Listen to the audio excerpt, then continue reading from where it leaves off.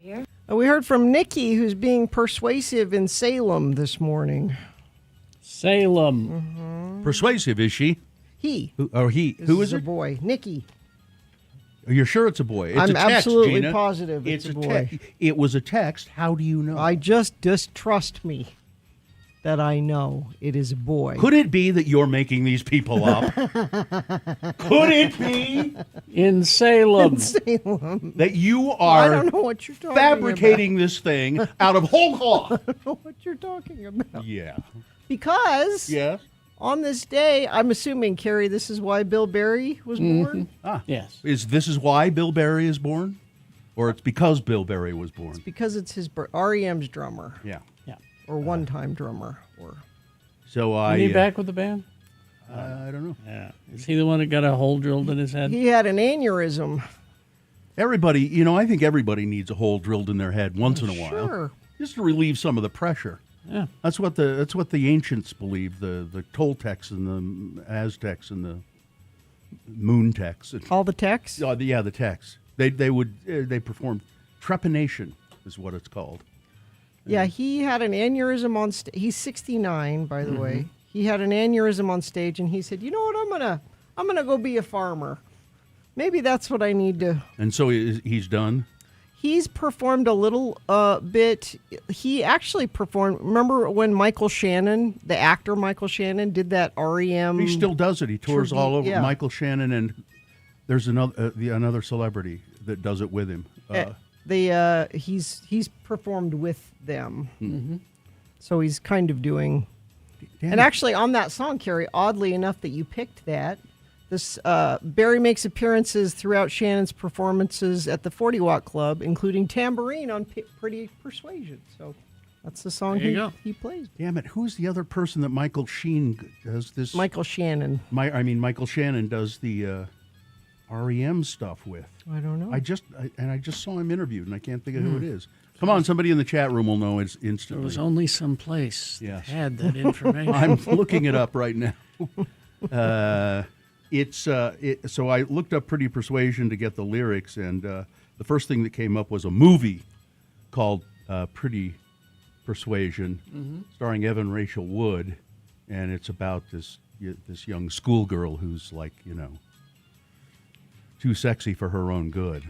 And it says it's a comedy, but it looks pretty sleazy to me. Oh, James Woods is in it. It's definitely sleazy. Yeah, stay away from that. Ew. Yeah. Oh, he's icky. Actor Michael Shannon fronts an acclaimed REM tribute project alongside musician Jason Narducy, Jason Narducy. That's playing classic albums in full across the U.S. They have toured performing Murmur, Fables of the Reconstruction, and Life's Rich Pageant. And apparently it's great. Yeah.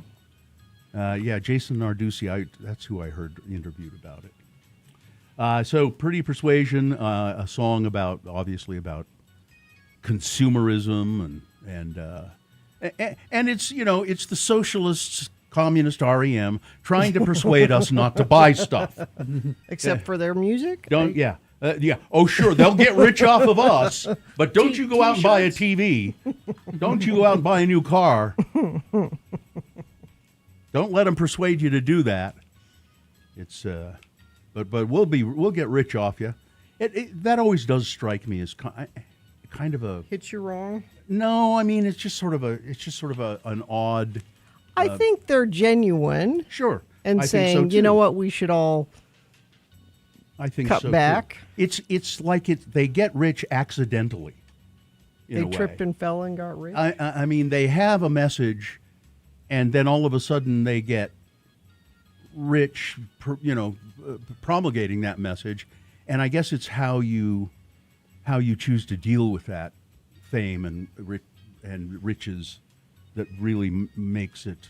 I think that's what Kurt Cobain struggled with a lot. Absolutely. He just wanted to do the music and. Oh no! Damn it! I'm famous all of a sudden. Oh wait a minute! That's a lot to deal with. I don't think I want that. Yeah. And also I'm looking up the song, and they'll have questions like, Does REM still perform this song? And then you click on it, and then one of the questions was, is REM a liberal band? What does it say? I'm just curious. I think I left it. Let me see. Is REM a liberal band? I don't need to see. I know. Yeah. Yeah, I know. I didn't click on it because here it is. Let's see. What is the saddest REM song? Was REM queer? Everybody Hurts. Next. Is REM what is Pretty Persuasion about? No, it's not there. No. It's not there. This has been Farting Around with Carrie, Bill, and Gina on X96, Radio from Hell. Now what we'll do is take a break, and then we'll come back and take your check-ins if you'd like to do that. 877-602-9696 is the number. You can check in with us. We like to hear from you in the morning. You could also text us if you want to do it that way. It's 33986 for the texting. Garbett Homes. Beautiful 3-story townhomes they've built in Murray. It's called the Gallery, the Garbett Homes Gallery. A nice little neighborhood, just tucked Very right nice, there. yeah. Very close to I-15, Fashion Place Mall. It's easy access to tracks and area schools are great. And these townhomes are terrific, priced competitively from the 490s to the 530s. And the Homeowners Association includes exterior landscape maintenance. Oh. I don't believe you have to mow the lawn yourself. And they also they provide Wi-Fi. Now, there's a special move-in offer from Garbett Homes. By the way, they're very energy-efficient homes as well. That's a hallmark of Garbett's home building. The move-in special, get up to $15,000 to use any way you want. Plus, if you mention us, if you mention X96 or Radio from Hell, you will get an extra $2,500 toward your closing costs. Visit GarbetHomes.com, GarbetHomes.com, and schedule a walkthrough today. Summer.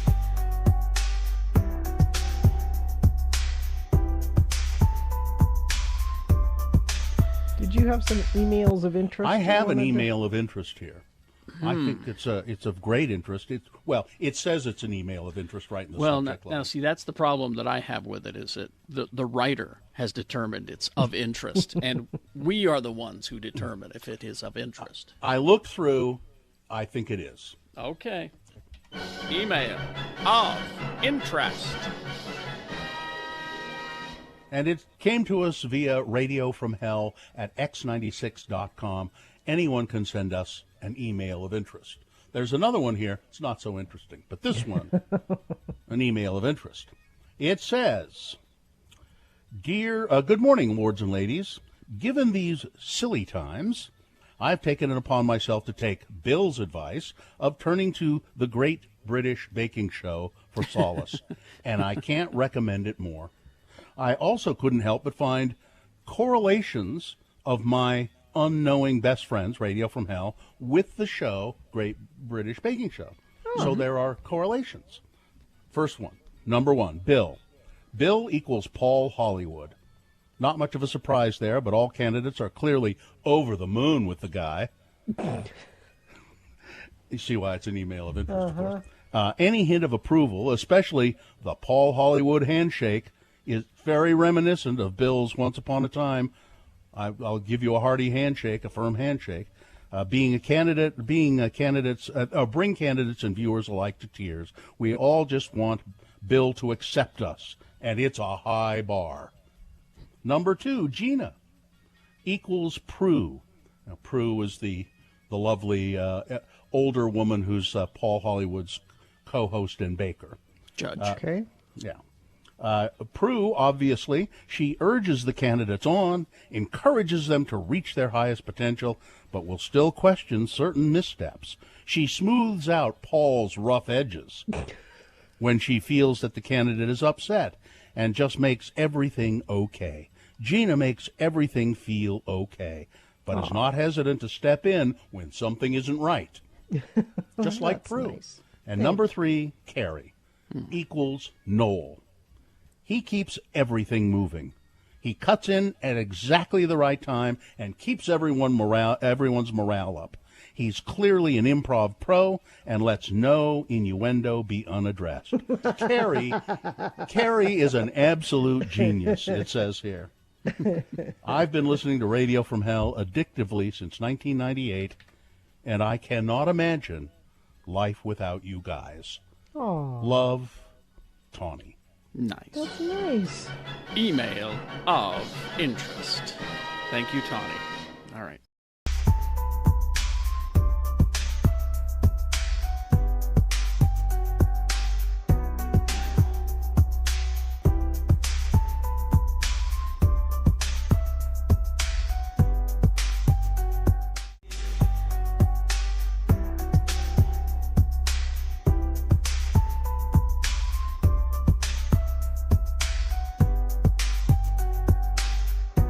All right, 6:20. Let's get this over with. Okay, I'm for that. We will start the show here, and then we will take your check-ins. 877-602-9696 is the number. If you'd like to say good morning to us, you can also text us at 33986.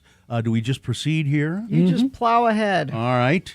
The moon is 96.5% of full. It is a waning gibbous moon.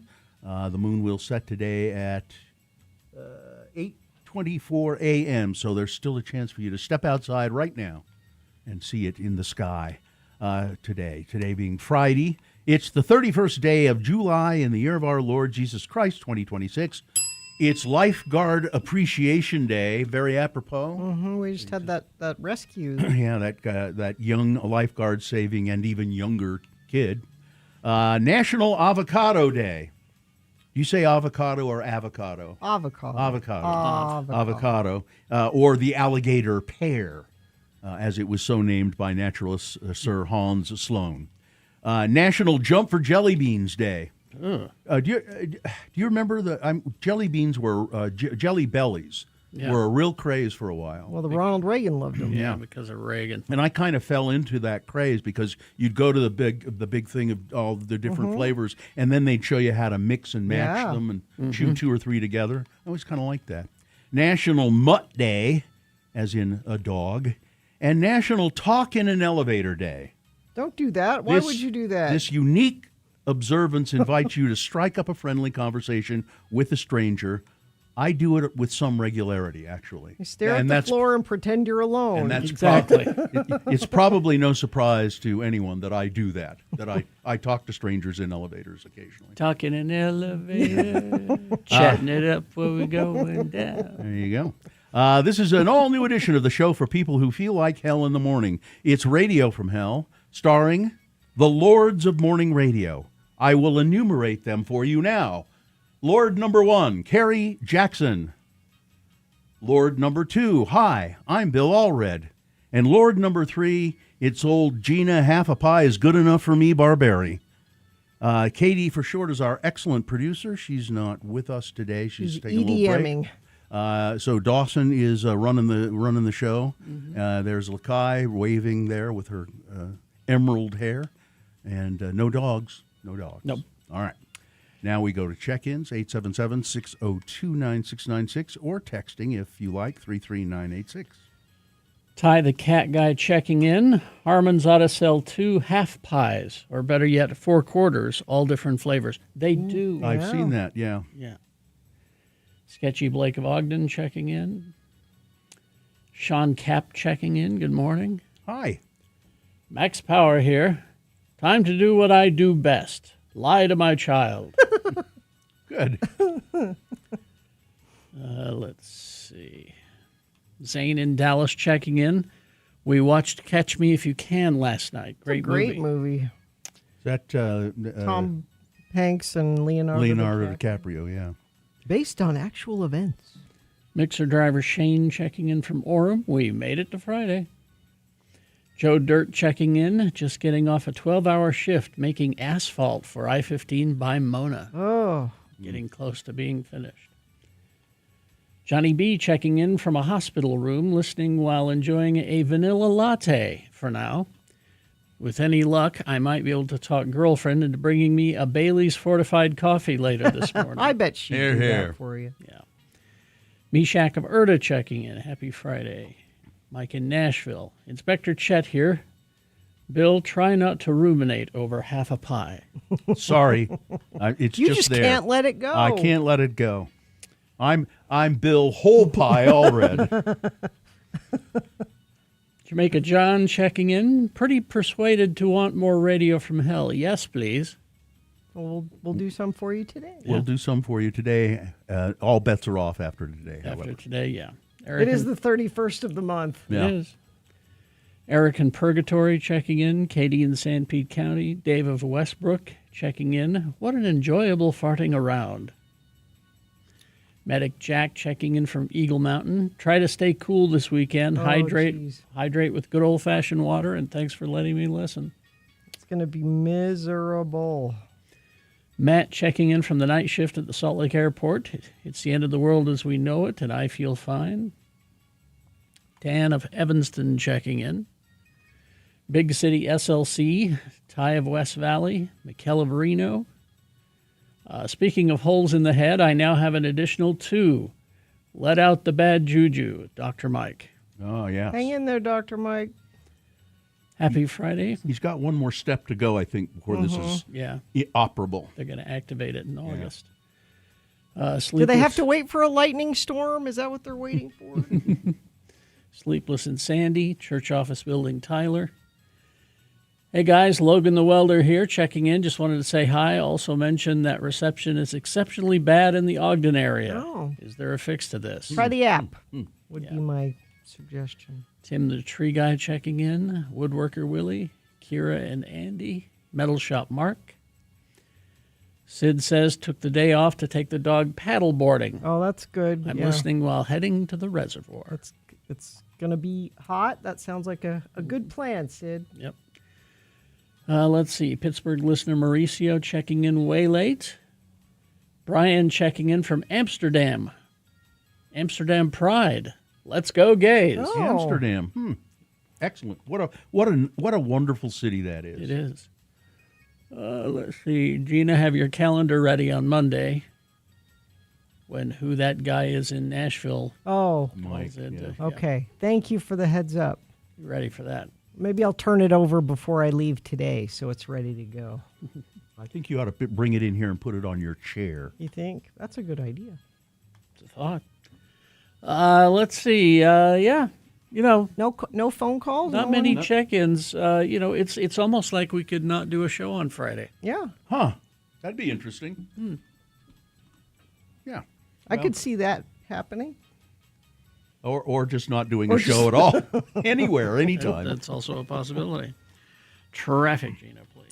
So, you might not have heard, but there's a plane crash around midnight. 2 people are hospitalized following a plane crash near Highway 193 and Fort Lane in Layton. That happened just before midnight. 2 people on board were able to get off the plane before the medical crews arrived, so that's the good news. They're in stable condition. Following the crash, no significant fires. Firefighters able to secure the aircraft and address fuel spill concerns, but this will take a lot of investigation and dealing with that. So that whole area is closed. So once again, that's 191, right? 193 193. and Fort Lane in Layton. Luckily, that's like kind of a side. It's not right there on Highway 89. People use it to get from I-15 to 89 and Yeah. vice versa.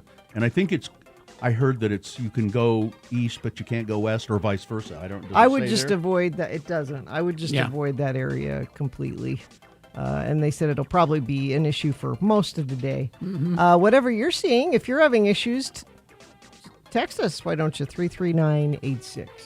All right. We will take a break, play a song. After that song, it is Big Boy News and Opinioendo. And Frank Christ presents the Dead Celebrity Game. We'll have that all for you in one break coming up.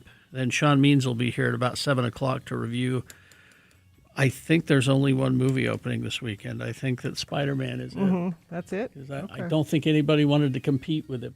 So, anyway. So we'll have that for you. Boner of the day coming up. Jimmy the Wine Guy will be here as well. Stand by for all of that.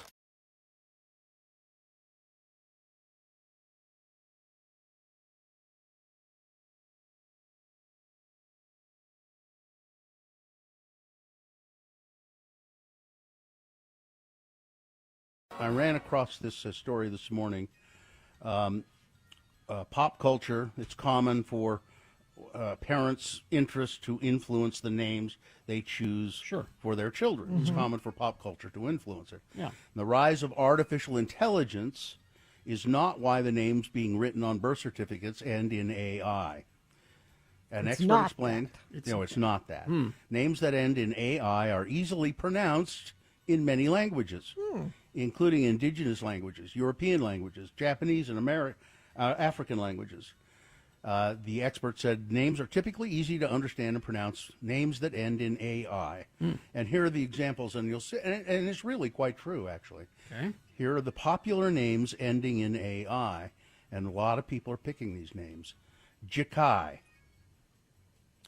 It's easy to pronounce. You look at it, and you go, oh, that I know what that is. And a little variation on it. Zakai. Z-A-K-A-I. Not Zakay No, I don't believe so. Well, I don't know. or Jakay No, I think it's I. Yeah, it would be Jakai. or George Takei. Adelaide. Not Adelaide. Adelaide. Adelaide. Adelaide. That's not a good name. Don't name your kid that. Lorelei. Lorelai, like a Gilmore Girl. That's a Styx song, you know. Mordecai. Mind you, don't cut yourself. Mordecai. Don't name your kid Yeah, Mordecai. don't do that. Ozai. Don't. No, these are not good names. Yeah, these are all bad names. Or, now I kind of like this one. Azakai. No. It sounds sort of biblical. No. However, classic American names remain the most popular. Liam and Olivia topped the list of baby names for Still. years and years. I think Liev Schreiber has a child that's name is just Kai, K-A-I, Oh, I knew somebody who had a kid named Kai. which that's a good name. I Yeah. think. K-A-I. Behind Olivia, the most common names for girls are Emma, Charlotte, Amelia, Sophia, Mia, Isabella, Ava, Evelyn, and Luna. I know one of each of those. I'm not, that doesn't do much for me. And then the common names for boys, after Liam, the most common names are Noah. That's been a popular name forever. and ever, Noah? hasn't it? Yeah. Noah. Okay. Oliver. Yeah. James. Elijah.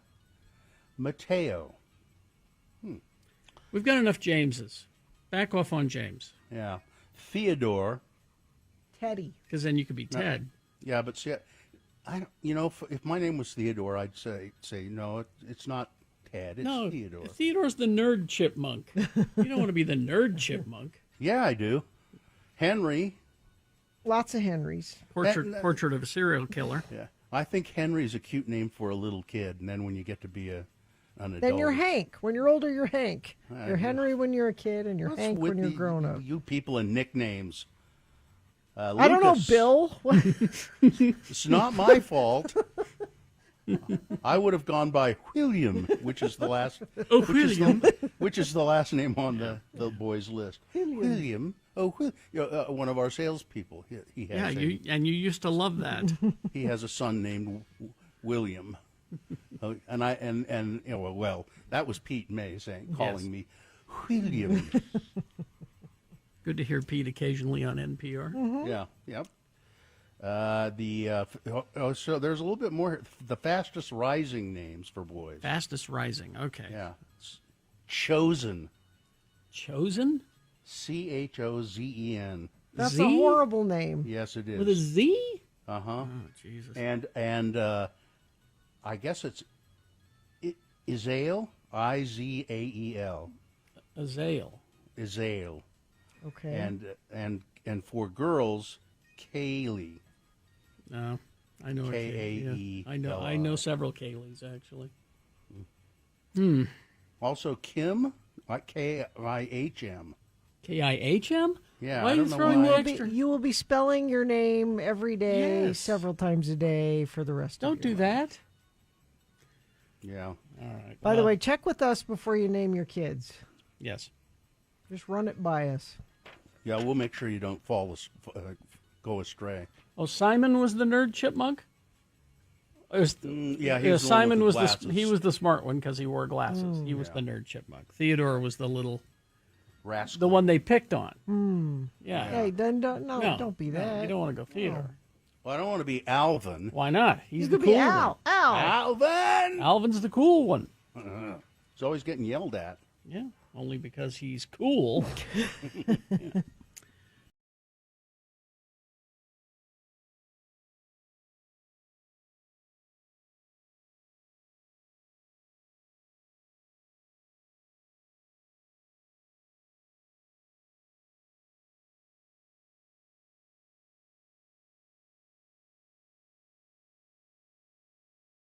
Blowing the parade, dance along. Feel the pride where we belong. In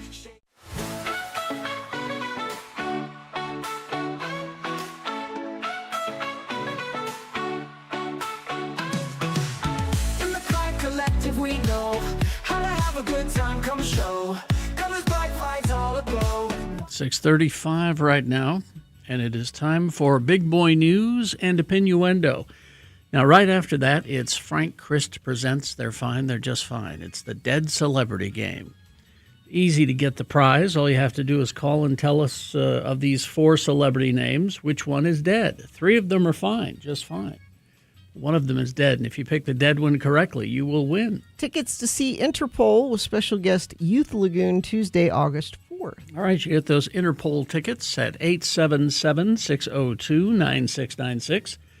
And all you got to do is sit through a game of Frank Christ Presents after this Big Boy News and Opinioendo. So that's 877-602-9696. News brought to you by. You're entering a musical satire, a dimension where your bag is packed with your favorite beverages and artisan cheeses, a world of madness, weird politics, and jazz hands. It's Salt Lake Acting Company's summer show, The Gaslight Zone, running now through August 16th. Go to saltlakeactingcompany.org for more. And never, ever, ever, ever forget. The views expressed on X96's Radio from Hell show do not necessarily reflect the opinions of Broadway Media, its management, owners, or advertisers. This program is intended for mature audiences. Parental discretion is advised. You distracted me, Gina, when you said artisan cheeses. Look over here, artisan cheeses. I really would like some artisan. Well, you should bring some on cheeses. Saturday when we go to the show. I will. Pack a little picnic. Let's see now. Let's see here. What do we got? Well, okay. 2 people were taken to the hospital early this morning after a small plane crashed near Highway 193 in Fort Lane in Layton. The plane went down shortly after midnight, or shortly before midnight. Both the pilot and passenger were able to get out of the plane on their own, but were taken to a local hospital once medical crews arrived. The 2 sustained non-life-threatening injuries, reported to be in stable condition. Officials said there were no signs of any post-crash fires, and first responders were able to secure the plane and mitigate fuel spill concerns. The Federal Aviation Administration and the National Transportation Safety Board have responded and are leading the investigation, rather. Sergeant Teague with the Layton Police Department said investigators believe the plane took off from Ogden, but they were unsure about where they were headed. While it's unclear at the time what exactly caused the plane to go down, investigators say wind may have been a factor. The plane was reportedly attempting to reach Hill Air Force Base, a Hill Air Force Base runway, but didn't quite make it, according to Sergeant Yeah, that's Teague. right there. Investigators said the pilot attempted to make an emergency landing in a field across the street, but the wind picked up, causing the plane to crash. The highway is closed. Emergency crews investigating. It says here all roadways have since opened, but I don't know. Gina will check that in the traffic. Nobody was injured following a small plane having to make an emergency landing just west of Smithfield up in Cache County on Thursday.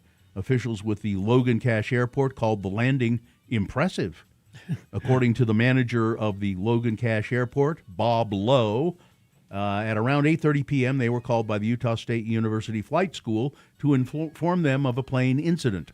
Initially, first responders were told that the aircraft had gone down at the airport.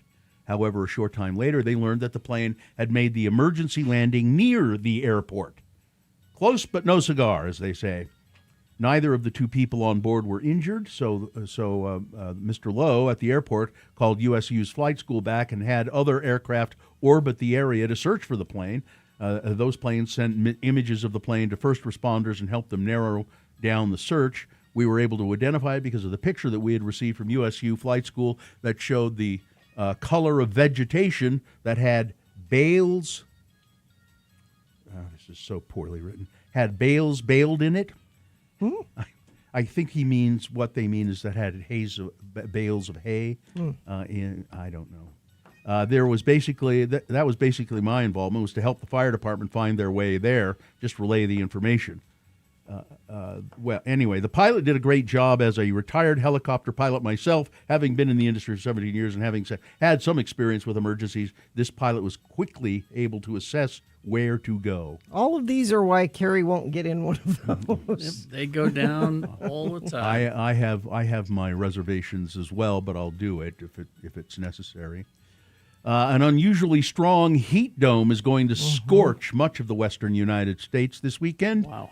Bringing the hottest temperatures so far this year to tens of millions of people from California to Canada. Look at that, x96.com/live. You can see the area where Wow. it's just awful. Dozens of record highs are expected to fall in at least 12 states in the West through the weekend, with around 40 million people under heat alerts. High temperatures will climb between 10 to nearly 20 degrees hotter than they should be, even for the peak of summer. From Southern California to Northern Rockies Plains, Utah, of course, included in that.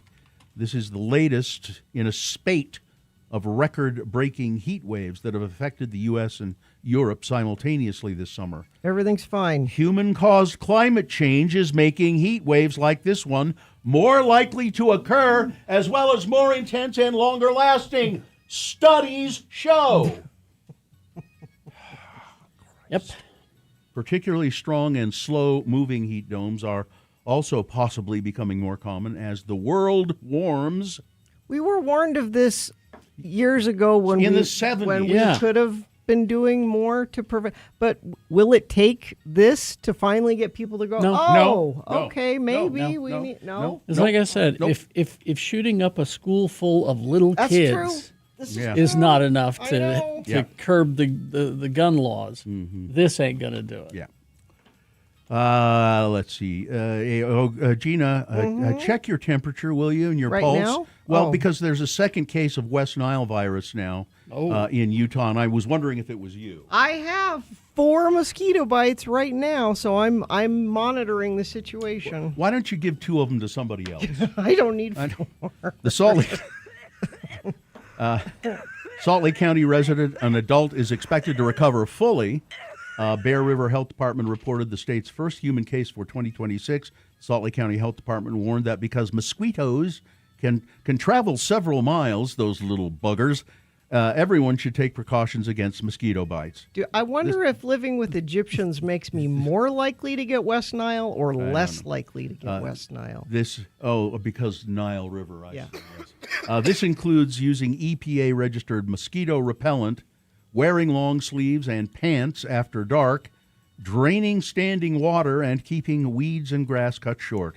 Last year, 49 people in Utah are known to have contracted West Nile virus. So people, a lot of times infected people don't have any symptoms at all, or they're so mild they almost don't notice them. But they're flu-like symptoms. So, and it doesn't say here that anyone, at least here in Utah, has died of West Nile. It just wouldn't be pleasant. There are just more mosquito-borne illnesses possible due to a climate change. In the final entry of her extraordinarily detailed 4-volume memoir, legendary Latter-day Saint writer Carol Lynn Pearson. You've interviewed her, I haven't you? write in this studio, yeah. I'm sure that interview is available somewhere on Let's Go Eat Show. Just search for the podcast, The Let's Go Eat Show, and it's probably in the archive somewhere. The generous but always outspoken Carol Lynn Pearson then thanked readers for traveling the long road with me, observing one woman navigating her life as a Latter-day Saint, as a feminist, as an activist for LGBT causes, as a mother, a friend, a seeker of God and discoverer of godliness, a woman of laughter, a woman of grief, and a celebrator of life. When I talked to her here in this studio, she was really amazing. She just generated. So she was a poet and playwright. She died of uterine cancer late Wednesday in Northern California hospital near her home. Which she's had for a while, right? Yeah, I think so. She was 86. She got her. It happened. Her longtime husband, many years ago, finally said to her, "You know, I'm gay," and rather than have it destroy her and him, she dealt with it, and she said, "Well, I still love you." And they still maintained a good relationship, and then she just became an outspoken advocate for the LGBTQ community. And she left this to people. She wrote a little poem for people who mourn her death. To those who have loved me, when I am gone, let me lie in state in your heart, and for a day or two or more, and then plant me deep in the soil of your best work, and then let me help toward harvest. Carolyn Pearson, 86 years old. Donald Trump said, you know what I'm going to do? If you won't confirm Todd Blanche, I'm going to withdraw his nomination. For a couple of months. Yeah. Until Cornyn and the other guy go. Todd Blanche's nomination to become Attorney General suffered a serious blow when Donald Trump threatened to withdraw Blanche's name rather than place limits on tax immunity deal that would benefit himself and his family. And January 6ers. Yeah. This is so slimy. This immunity deal that would potentially give Donald Trump and his family millions and millions of dollars, and the January 6th rioters millions of dollars. And he has the gall, the effrontery, and the Republicans who won't stand up to him have the gall to think this is all right. I don't get it. Or no, they don't think it's all right. They don't. They know it's not all right. But they're afraid that they're going to lose their offices. Trump's threat, posted on social media, followed 24 hours of frenetic and fruitless negotiations among Mr. Blanche, the White House, and the two senators, Cornyn of Texas, Tom Tillis of North Carolina, who are not returning to Congress this year. I have no objection to temporarily withdrawing Todd's name if they do not do the right thing and put him back after Cornyn and Tillis are out of office, said Trump. The parent company of Pornhub, one of the world's largest adult content websites, has asked a federal judge to issue an injunction blocking Utah's tough new age verification law from being enforced. Oh. During a hearing on Thursday, lawyers for ILO Free Sites, AYLO, I guess it's ILO, argued that the law imposes civil and even criminal liability for any site that may host adult content. At issue is Senate Bill 73, which passed the Utah State Legislature and requires some form of proof that someone is not a minor. The new law then targets VPNs and other efforts to get around any block. Although Utah claims an important interest in protecting children from harmful content, the means that they have used have gone too far, argued the ILO attorney Daniel Schwul, and instead it infringes on individuals throughout the nation and the world who want to access legal porn. Let's see, one other story here. Old people smell. Is it a thing? Yes. Well, it is. It is, in fact. The reason older adults smell differently from younger people comes down to basic chemistry. In 2001, researchers discovered a compound called 2-nonyl in the body odor of people aged 40 and older. The compound, which has some greasy, grassy scent. Wait, 40 and older? Yeah. Sorry, Gina, you got it. Our bodies produce more 2-nonyl, N-O-N-E-N-A-L, nonyl. Anyway, you produce more and more of it as you age. Further research looked at how people actually perceive the distinct musk often associated with older adults. And there is something to it. But what can you do about it? Moisturize. Well, you want to listen to this, don't you, Gina? Yes. You need to use persimmon. Persimmon. Persimmon. But there are a few persimmon-based products marketed on the market. But you wear a scented deodorant or perfume. Yeah. Consider a deodorant with antiperspirant to prevent underarm sweating. Yeah. I don't know why people use just deodorant. Why? Yeah, why not? An antiperspirant. I've always used it. Apply a scented lotion. Use scented shampoo, conditioner, and body wash. Wear a scented aftershave. Regularly bathe. Well, yeah. Regularly wash your clothes and sheets. But when you get older, those things get harder. Brush your teeth at least twice a day. In addition to addressing your body scent, you could also change age-linked scents in your environment. The most important thing to remember is that it is absolutely nothing to be ashamed of. Bodies smell differently at different ages. It isn't a bad thing, but there are ways you can deal with it. Okay. I suggest Axe body spray. But I like the smell of mothballs. I actually do kind of like the smell of Really? mothballs. Yeah. That's what I smell like. Naphthalene, is that what it is? Well, I don't know the name for it. I think it's naphthalene. And I didn't get that persimmon stuff, that persimmon-based products. It must be a specific scent that neutralizes it or something. I guess I'll look into that for you, Gina. Okay, thanks. Because I know you're worried. I'm over 40, so I guess it's coming. No, it's there. Have you noticed I don't get too close to you? I loved how she started sniffing herself. Yeah. What do I do? What do I? All right, that's it. Sports, weather, traffic. Well, I don't want to be this person, but Donald Trump ruins everything. Well, yes. FIFA defended its proposed venture early Friday and said that nobody's selling football after broad criticism, which it blamed erroneous reporting in the media.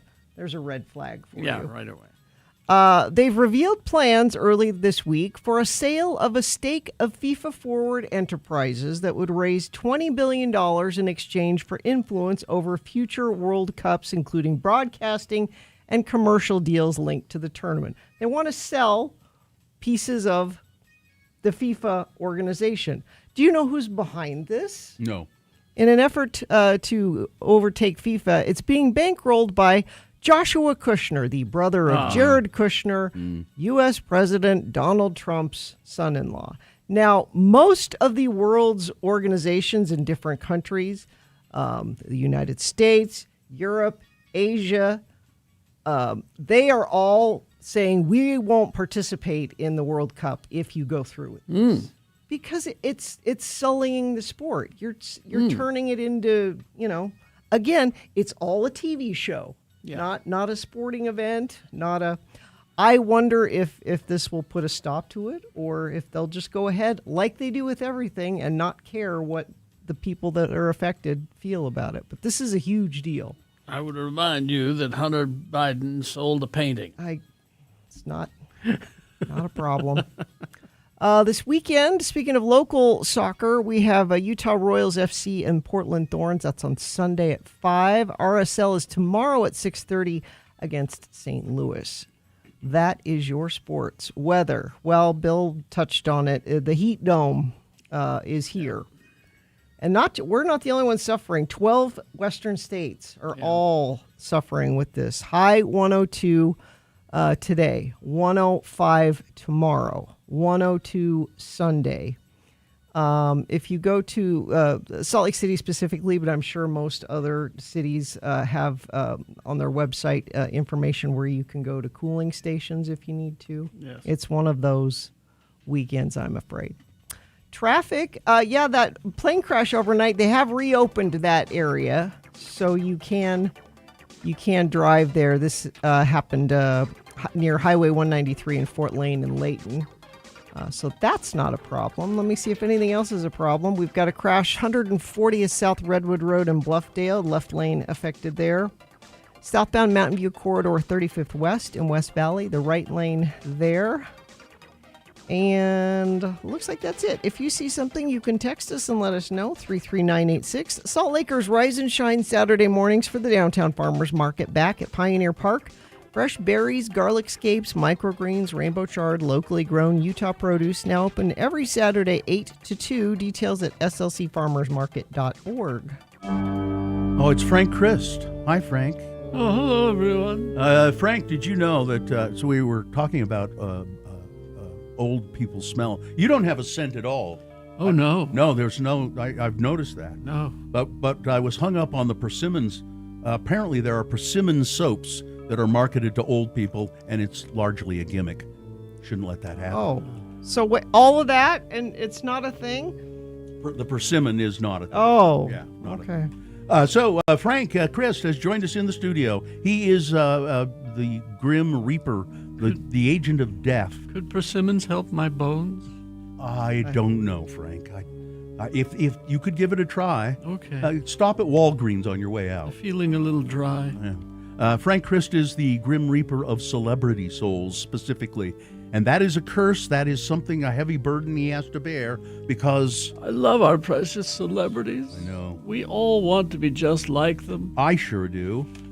Frank joins us in the studio to play the game we call Frank Christ Presents. They're fine. They're just fine. He brings with him a list of actors, and 4 actors, and 3 of the actors on his They're list. just fine. He's very happy to report that they're fine. But one of these actors has bit the dust, and it is a contestant's job to ferret out the dead celebrity. And who do we have to play today? Wayne is here. Wayne, good morning. How are you? Good morning. I'm fine, just fine. I'm glad to hear that, Wayne. Wayne, if you can identify the dead celebrity on this list, you will win a prize, which is what, Gina? Catch Interpol with special guest Youth Lagoon Tuesday, August 4th at Red Butte Garden. All right, Wayne, here we go.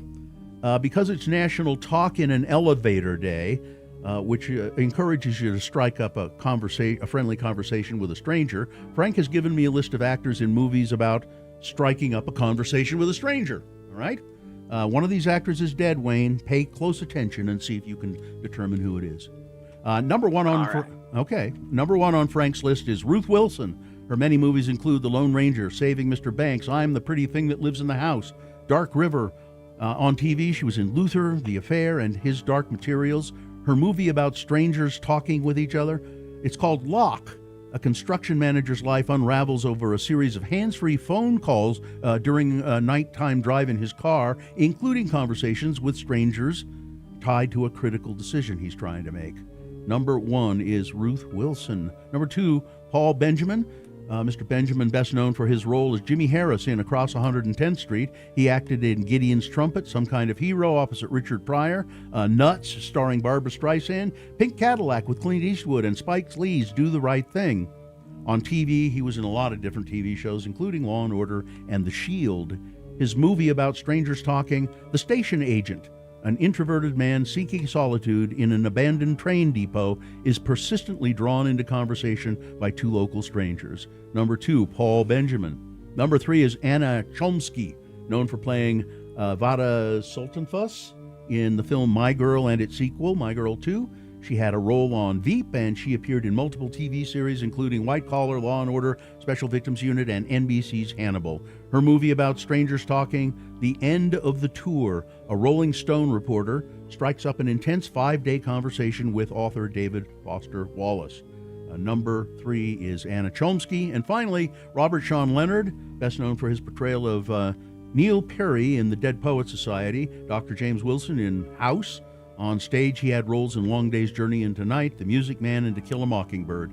His movie about strangers talking, Tape, 3 former high school friends, now virtual strangers, confront past trauma during an intense hotel room conversation. That is Robert Sean Leonard. Wayne, one of those actors is dead. Do you know who it is?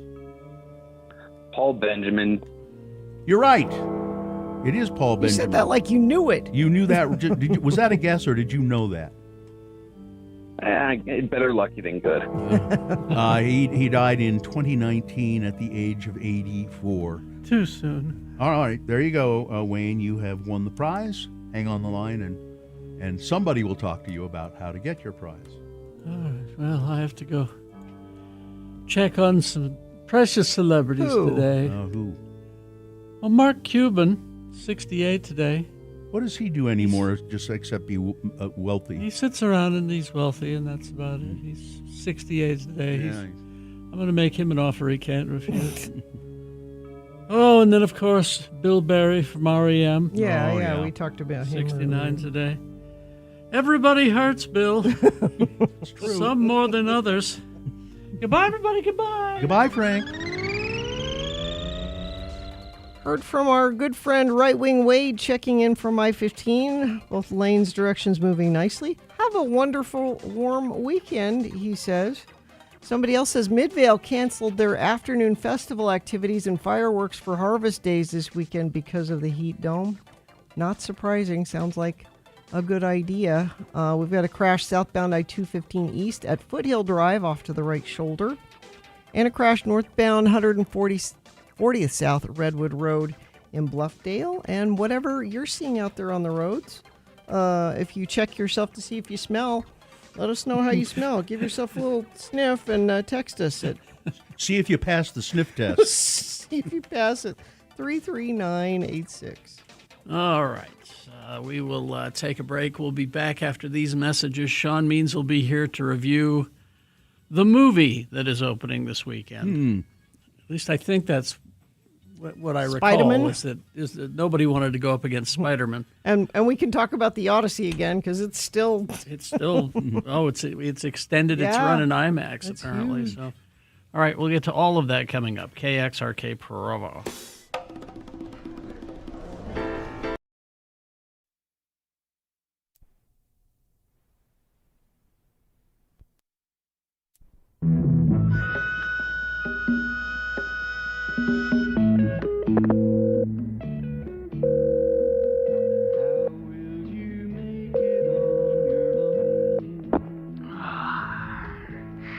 Hello? Carrie, Yeah. it's Bill. I don't think I can make it into work this morning. Bill, it's 2 a.m. What the hell's the problem? Wait a minute. You're not staying up all night watching Mary Tyler Moore on Nick at Night again, are you? Yeah. Mayor has such a great job. She works with such fun people. I just can't make it in to do the show today unless, Unless what? well, if you call me right back, I could probably make it in. Fine. I'll call you right back.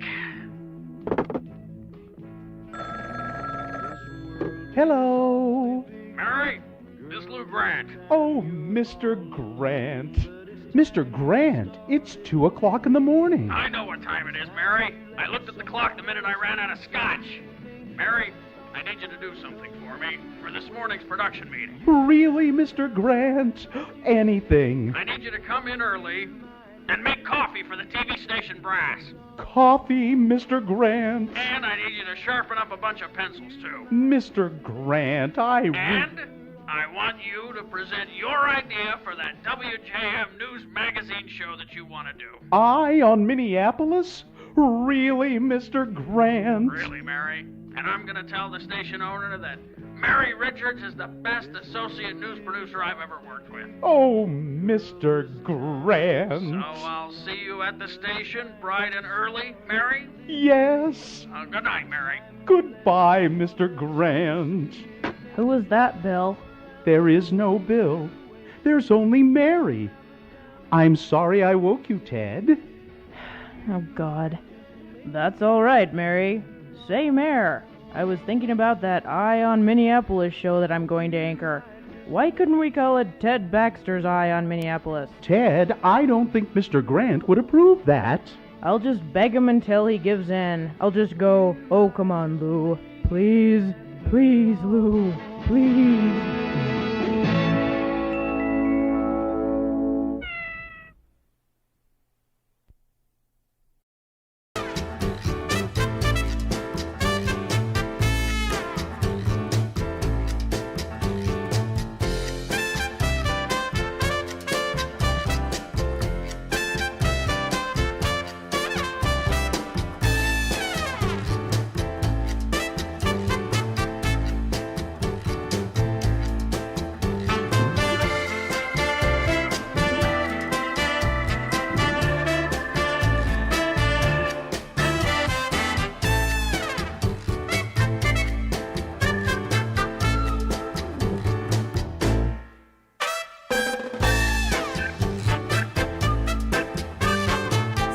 Like Tommy did, who's writing us depressing text messages from Roy. Roy. Mm-hmm. In Roy. Roy. Yes, Carrie in Roy. Okay.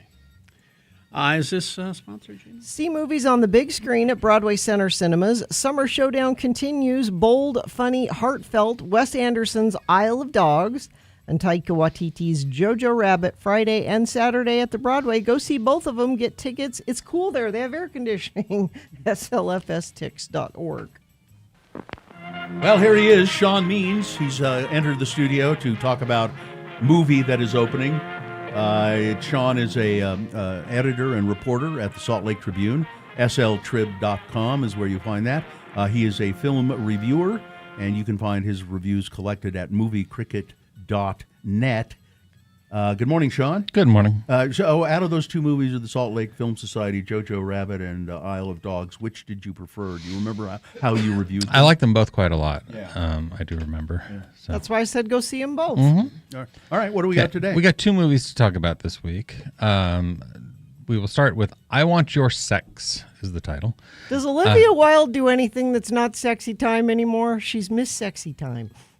Have you seen The Invite? That's what I'm saying. I mean, that's sort of anti-sexy time, it's but talking. We're talking about sex, yeah. But yeah. This is by the director Greg Araki, who's been making challenging movies about sexuality amongst teens and 20-somethings for decades now. Can you name a couple of them? The Doom Generation is probably the most famous one. He also did Smiley Face, which was Anna Faris. Oh, yeah. Comedy where she's like perpetually stoned throughout the film. This one premiered at Sundance back in January and got some decent reviews. We start with an unemployed Gen Z guy, Elliot, played by Cooper Hoffman. Okay. He's got a girlfriend who ignores him, played by Charlie XCX. And he's got a best friend who may or may not be lesbian, played by Chase Swee Wonders. And he just landed a job as an intern for a famous LA artist, played by Olivia Wilde. Her art is all about sexuality, so it's no surprise to us that she takes Elliot home and runs him through the full playbook of S&M activity. He's unsure at first, but he starts getting into it. And yes, this is an HR violation. Yeah, I would think.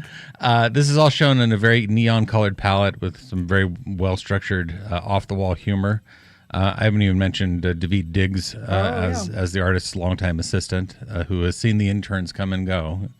tells him at one point, "You're not the first, you won't be the last." For a movie that's trying to provoke, and this movie is definitely trying to provoke, it picks some low-hanging fruit. I mean, it's satirizing the art world and Gen Z prudishness. The idea, the thesis that, people Elliot's age are too busy playing video games and looking at their phones to go touch grass, or better yet, touch another human being. Okay. There is some truth to that, I guess, that's the case. But. Yeah. And for all the sex in this movie, and there's a lot of sex in this movie, it does get an R rating. So I'm not sure how this works anymore. Yeah, what are the rules? Yeah. It's pretty good, not great. I give it 3 stars. Yes, the title, I Want Your Sex, for all you George Michael fans. That was a really lukewarm 3 stars. Yes, it was. And it's playing at a few theaters around town. I bet if you think about it, it'll be 2 stars. Maybe. 2.5. What have we got? All right, the one that everybody cares about, Spider-Man, Brand New Day.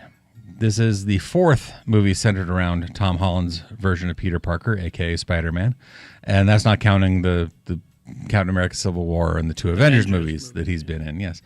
I think I'm at the point where I can say he's better as Peter Parker and Spider-Man than Tobey Maguire or Andrew Garfield. Honestly, I felt that way probably after the first film. Mm-hmm. Yeah. So the last time we saw Peter, he had to have Doctor Strange cast a spell to save the universe by having everyone forget that Peter is Spider-Man. Including MJ. Everyone includes MJ, his girlfriend, and his best friend Ned. Yep. And so we see as this movie starts that Ned and MJ went off to MIT, and that Peter is still in New York fighting crime and living by himself, because the idea that part of the gig of being Spider-Man is you can't have any attachments because look what happened to Aunt May. Yeah. Well, that makes sense. The new movie happens almost 5 years after the last one. There's a nice montage at the beginning where we see Peter watching Ned's social media to sort of keep up and how they've gotten all the way through MIT. Yeah. And there are some new things in the crime fighting world. Primarily, there's this guy, Frank Castle, a vigilante who we all recognize as the Punisher, played by John Bernthal. And yes, we have Tom Holland, John Bernthal, and Zendaya, all who are all in the Odyssey. in the Odyssey. You can see them all all over in many ways. It's their summer. I think they carpooled from one to the other. And there's a new mystery villain who seems able to inhabit other people's bodies in succession. And that is all the plot you're getting out of me.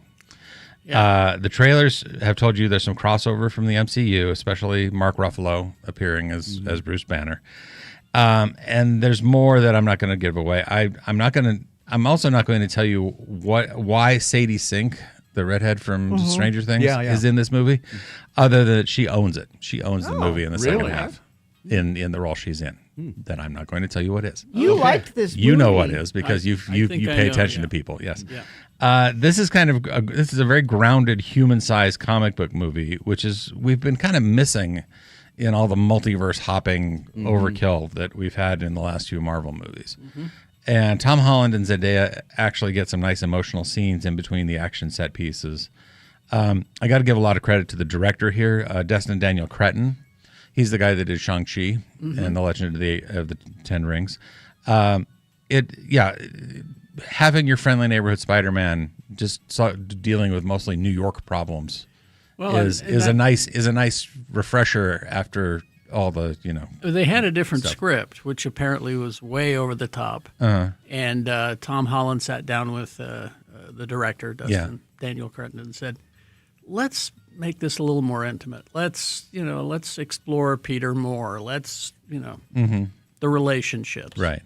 And I'm talking about how he's going through something right now. There's some hormone changes, spider hormone changes or something or other, and he's evolving, and it kind of messes up. And we get into the whole thing about where your web shooters come from. Yeah. Whether you get the organic ones like Tobey Maguire did or the mechanical ones, it's all a thing. Okay. 3.5 stars for Spider-Man Brand New Day, and it's of course playing everywhere. Usually in the theaters right next to the Odyssey. So it is the summer of Tom Holland and Zendaya, and I am here for it.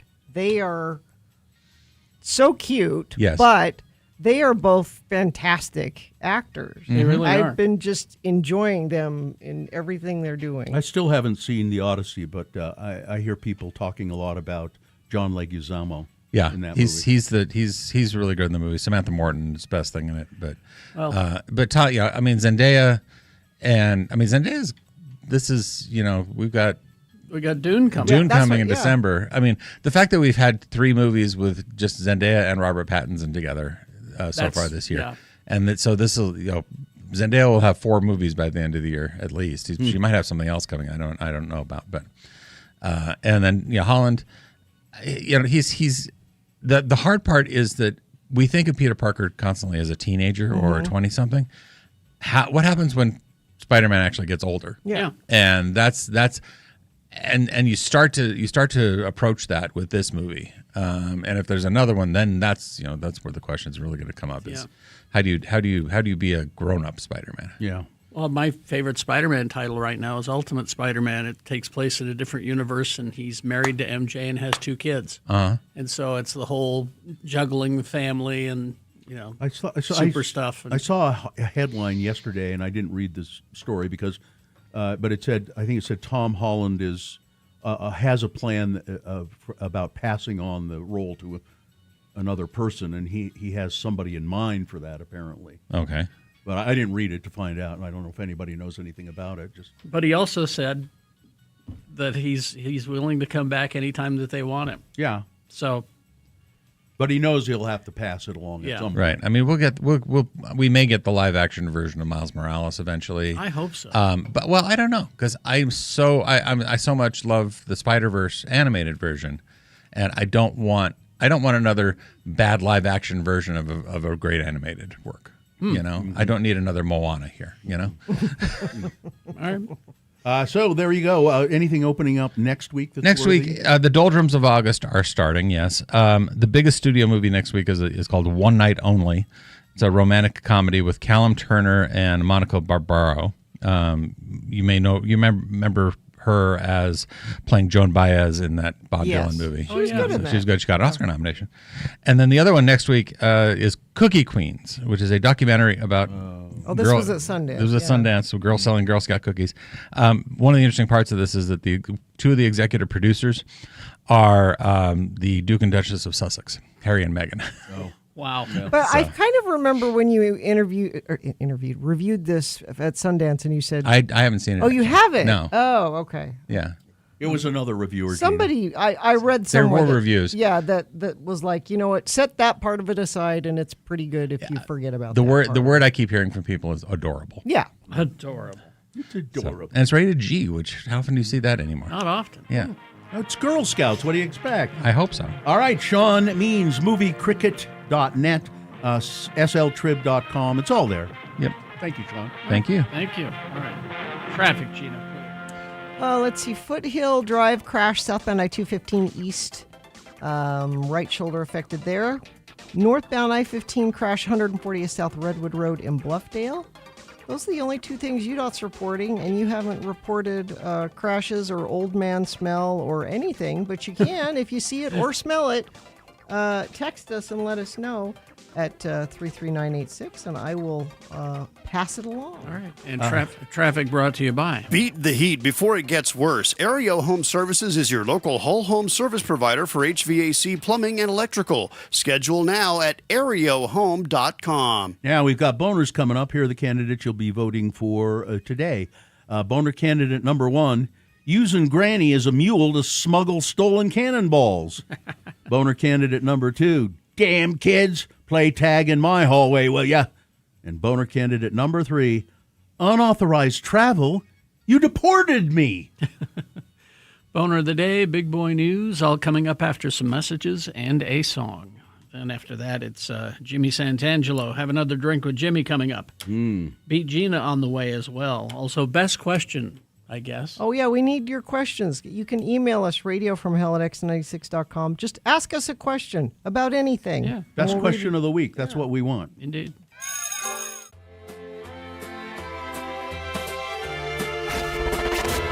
And now, a morsel of murder with Gina Barberi. Radio from Hell on X96. So, of course, we're in the middle of the trial for Lori Vallow Daybell. Murder? Yesterday at the trial, they talked about the kids and how they were killed. Well, they tried to. They tried to? What do you mean? Well, JJ, they could tell he was asphyxiated. Yeah, because there was a bag, plastic yeah. bag over his Yeah. head. Well, yeah. But Jeez. But Tylee, The teenage girl. such a mess, and in so many different parts, and in Really? so many What? different stages of decomposition and burned. Wait. Can you detail what that means exactly? She was cut up Okay. and disposed of in different places and burned. The autopsy was inconclusive what actually caused her death because it was such a mess. Murder caused it. Yes. So that was just the trial yesterday, but this other interesting side note popped up yesterday too, and I'll thank our friend Ivy for alerting me to it. So Lori's brothers. By the way, this just goes to show Ivy knows everyone. Yes, she does. Yes. She knows everyone. So Lori's brothers. So there's Alex. Alex is the crazy brother that killed one of her husbands and likely helped kill the kids. Now, wait. Is he in jail for killing one of her husbands, or No. is he allegedly killed one of them? No, he's dead. Okay. So we don't... I mean, he And was never here's- charged with No, because he died mysteriously and he's been cremated. So that we will never know, maybe, unless Chad confesses at his trial that, oh yeah, her brother helped me kill the kids, which is what I think happened. So that's Alex. Then there's Adam, another brother of Lori's. Okay. It's a big Mormon family. Lori Vallow Daybell's brother was investigated in 2007 in the death of a woman who participated in a radio contest he hosted but was never criminally charged. Adam Cox, Radio scum. Yep. who goes by the names Lucas and Bo Nasty, was one of the hosts of the Morning Rave on KDND-FM in 2007. That's Sacramento? I think so. I think it was Sacramento. When the station held its Hold Your Wii for a Wii contest. You could win a Wii, one of those video game things. Nintendo. Yeah. Now, he wrote a book about this called My Crazy Radio Life, which we should all probably pick up a copy. No, I don't. January 12, 2007, the stunt involved contestants drinking large amounts of water and then attempting to hold it without vomiting or urinating. The person could hold out the longest would win a Nintendo Wii. Of course, drinking large amounts of water in a short period of time can lead to a dangerous imbalance in electrolytes and water intoxication and be fatal. It was. In his book, Cox does not name the woman who died in the incident, but she was Jennifer Lee Strange, a California mother of 3. She died of acute water intoxication. Her body was found hours after the contest. Cox and 9 other radio station employees were fired for the incident, but never charged criminally. They made jokes on the air about her distended belly, saying she looked pregnant during the contest. This is what it feels like when you're drowning. There's a lot of water inside you, Cox said. Strange told the host her head hurt, according to the document. Cox wrote in his book that he learned of Strange's death in a phone call from his boss on the day of the contest. So he was fired, and he said, I've had a hard time finding work since then. Well, because, yeah. you know, you kill your listeners. By the way, he didn't apply here. By the way, her family was awarded $16.5 million by a California jury. That was paid by the broadcast company that he worked for. I'm not going to pay $22 for that book. I'm sorry. No. It's just not happening. I'll check it out at the library. Radio scum. He has since found work at other radio stations, and I did a little he has? digging. He's not at a radio station, but he does a like a DJ your party kind of DJ. Oh, yeah, that's who you want coming to your party. Down in St. George is where he does that. But he is listed as among the 48 potential witnesses the prosecution could call in the case against his sister Lori. Oh. So he might pop up. Yes? Ivy knows everyone and Of knows course she does. everything. Of course she does. He is now a DJ in St. George. Yeah. He works on Planet 105.1. Here's what his bio says for there. DJ Lucas, a.k.a. Adam Cox, is our celebrity DJ. He's been on-air radio personality for over 30 years from New York to California. He can really bring the party with his extensive music knowledge and his awesome abilities at the mic. He just recently relocated to St. George to be part of Planet 105's morning show and joined the Festival Sounds team, but he's had years of DJ experience with events all over the country. He even has his own book. Click here to buy it. Now, he's had listeners die on his contest. But now, this is all not to suggest that he is in any way involved in any of this stuff that's going on in Idaho. No. This is just, it's a side note. This is adjacent. It's a radio scum side note. And I believe when that a we for a we thing, I don't know if that was a boner that we did or just a story we did, but we covered it. We talked about it a lot. Well, you remember there was a whole seminar about it at one of our radio conventions. Yeah, as a matter of fact, he or his partner talked at that. Yeah. So this is how we went wrong. Mm-hmm. This is what happened. And as I recall, everybody in the audience was like, "You idiots." I mean, as I recall that now, they were. If it might have been both of them, and they were trying to come clean. To say, we're idiots. You're right. It was the worst thing that could ever have happened, and we were stupid.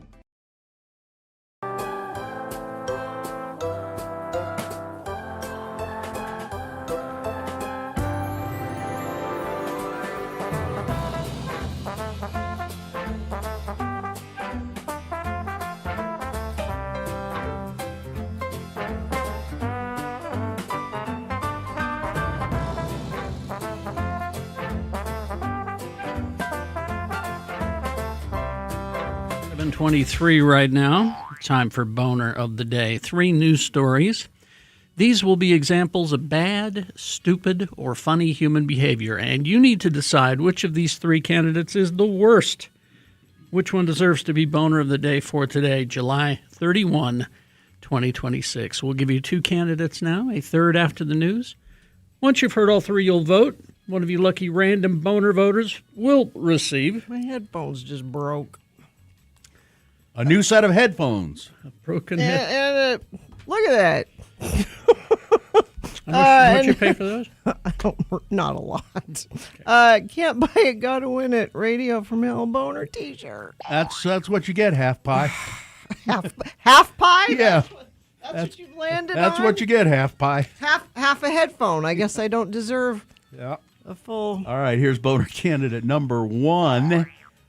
Using Granny as a mule to smuggle stolen cannonballs.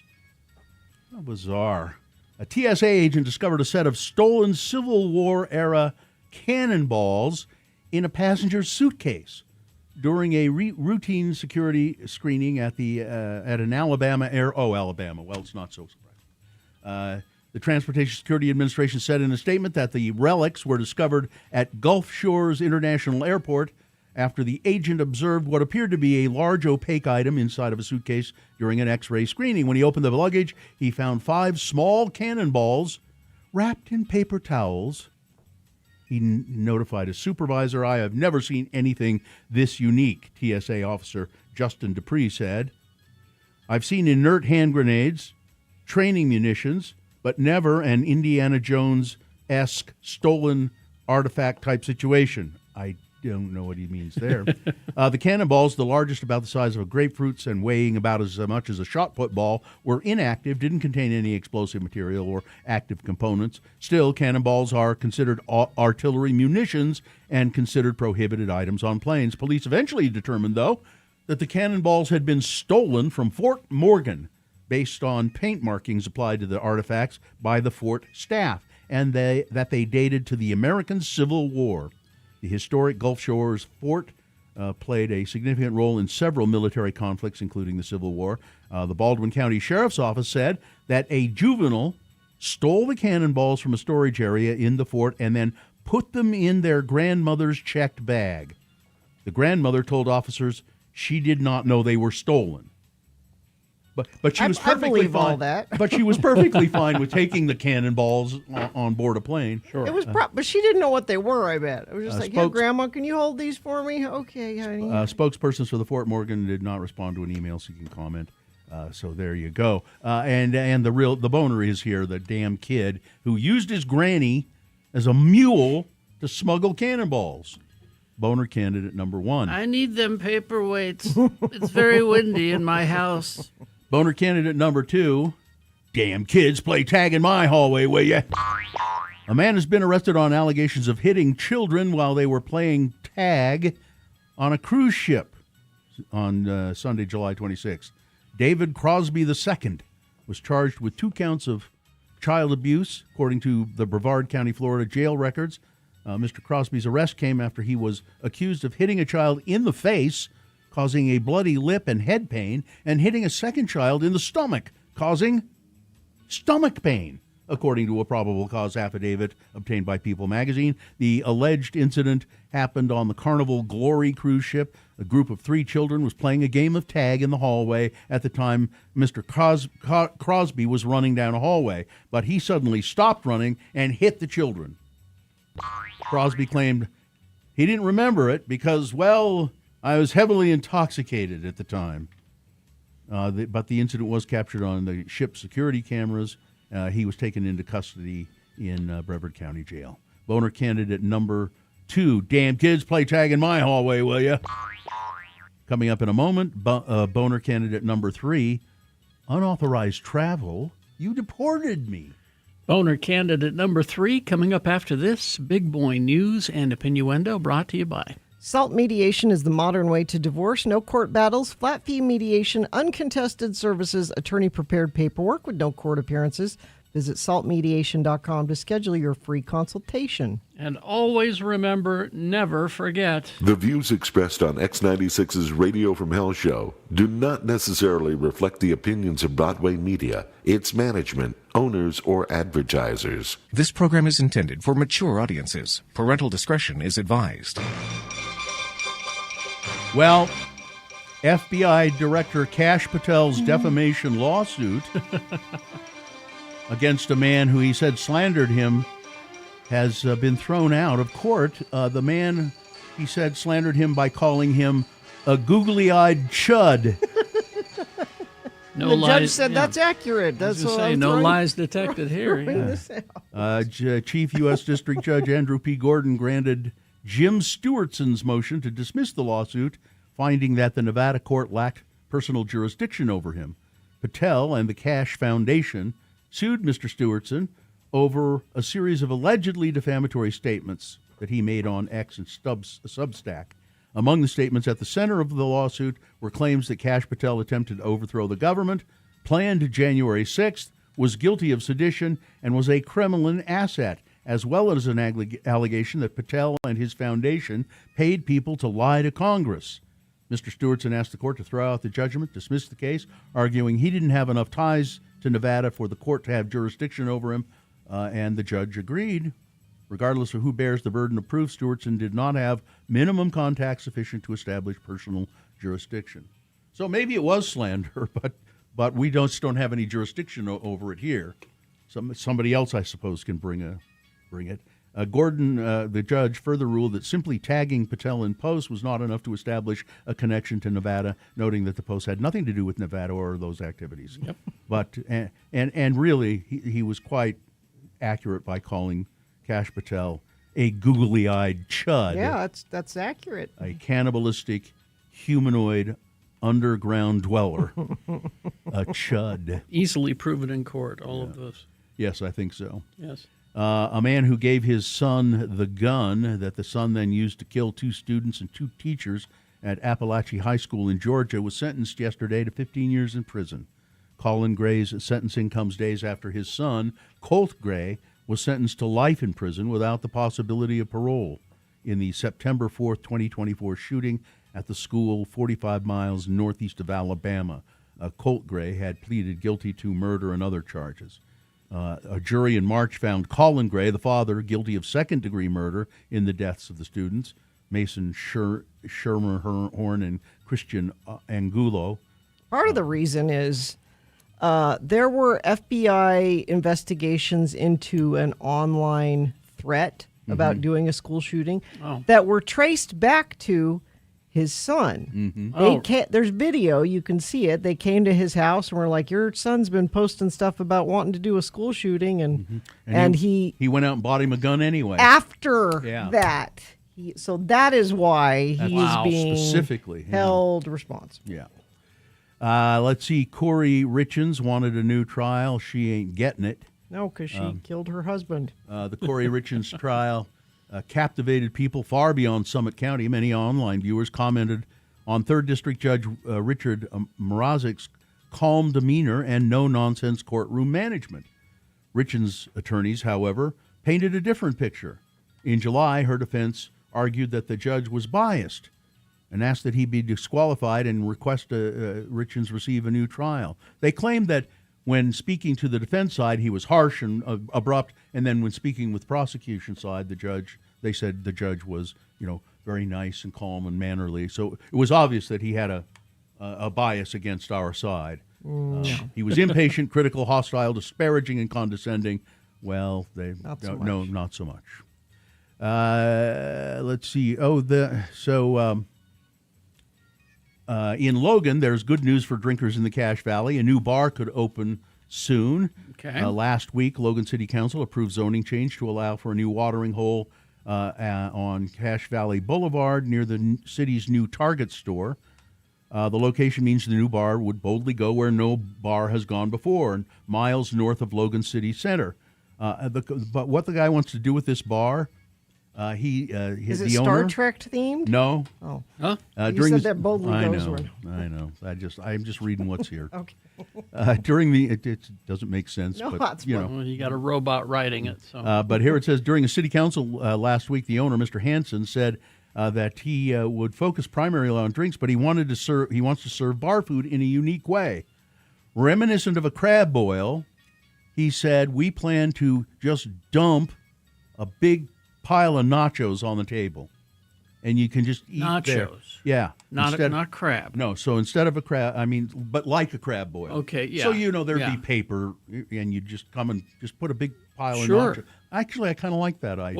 What's the problem? I don't, not really, I don't think there is one. Because, Joe's Crab Shack does that all the time. Yeah, with a crab boil. They don't do it with nachos. And nachos is not, you're more likely to get sick with bad crab.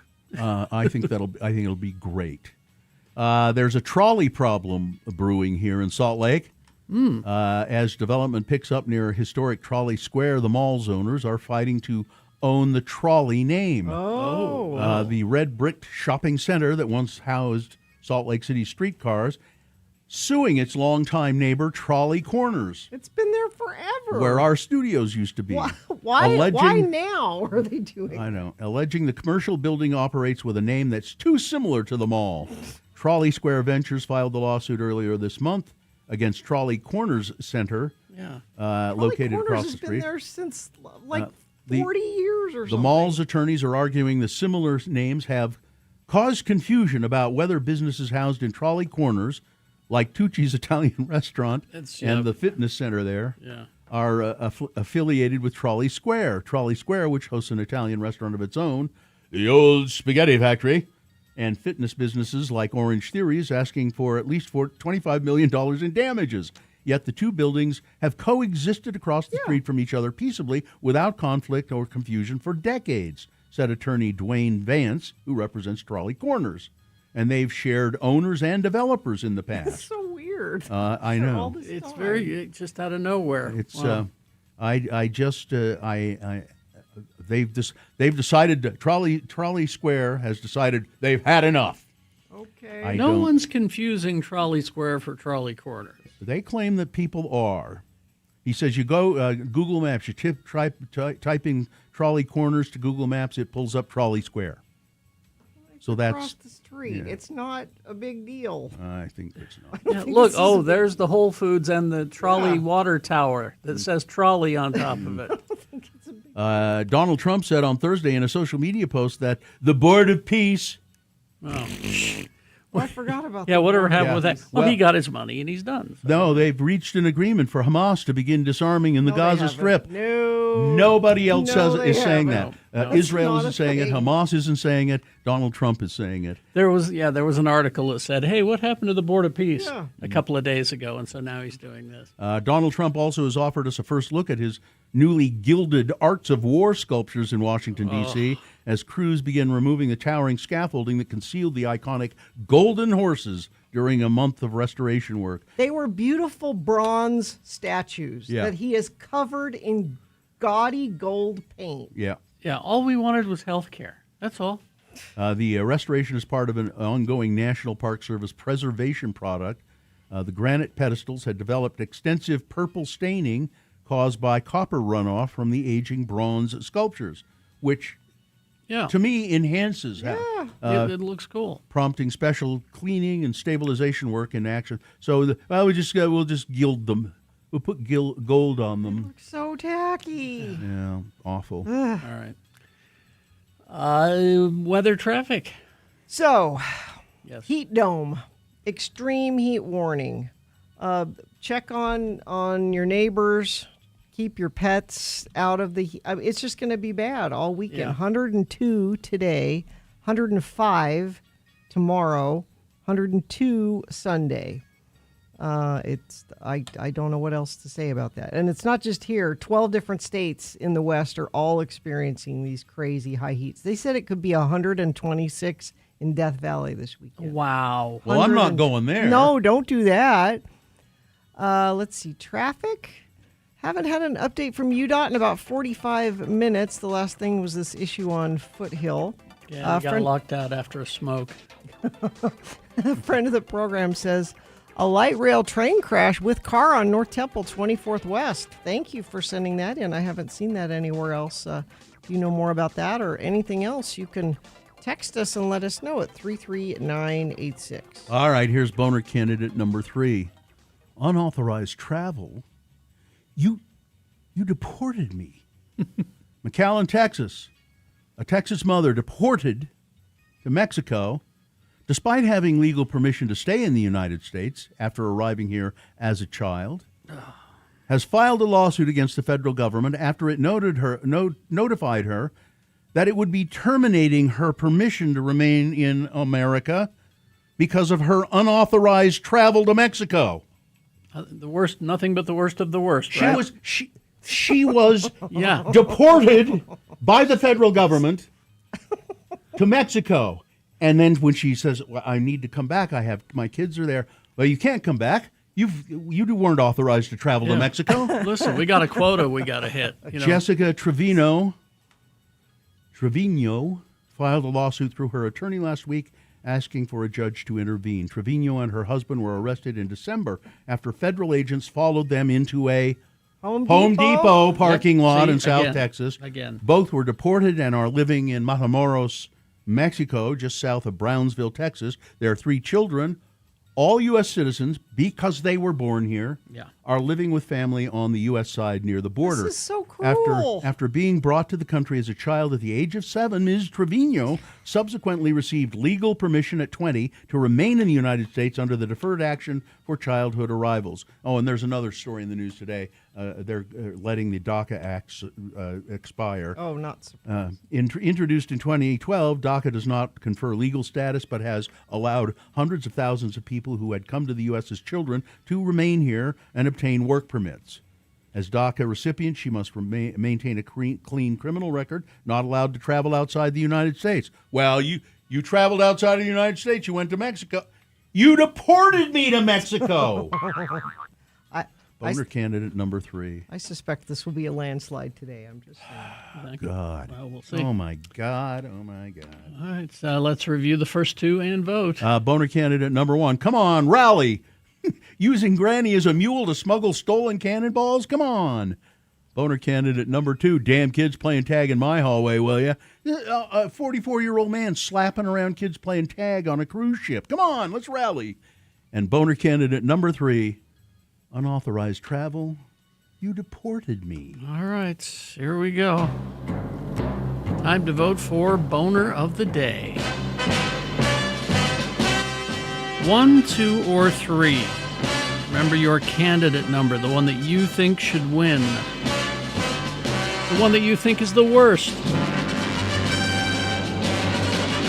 1, 2, or 3. Put that single digit in the message of a text and then text that to 33986. Most people vote that way.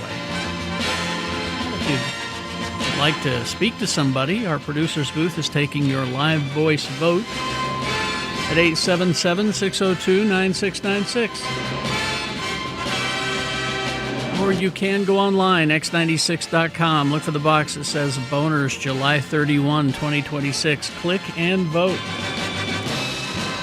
And if you don't see that box there, refresh. It'll appear. Click and vote. It's all there. All right. You got a little less than 4 minutes to get your vote in. And as soon as that happens, as soon as we award the Boner of the Day, Jimmy Santangelo will be here. Have another drink with Jimmy the Wine Guy. I need it. Present us a beverage and then take your phone calls, questions you may have about beverages. I'm hoping he brought the hard stuff. All right, you got like 3 minutes, 45 seconds, so get your vote in. Here we go. This is Boner of the Day.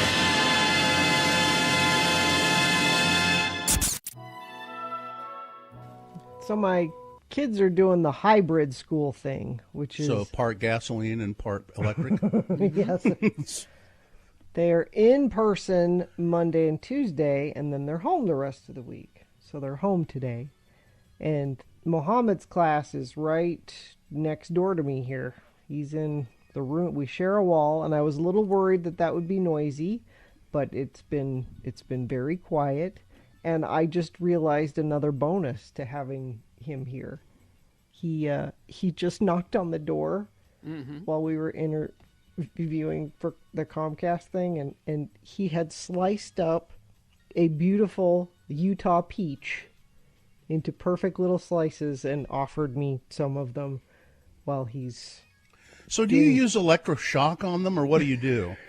You hook them up to some kind of electrodes at night and make sure that they're shocked into servitude and submission.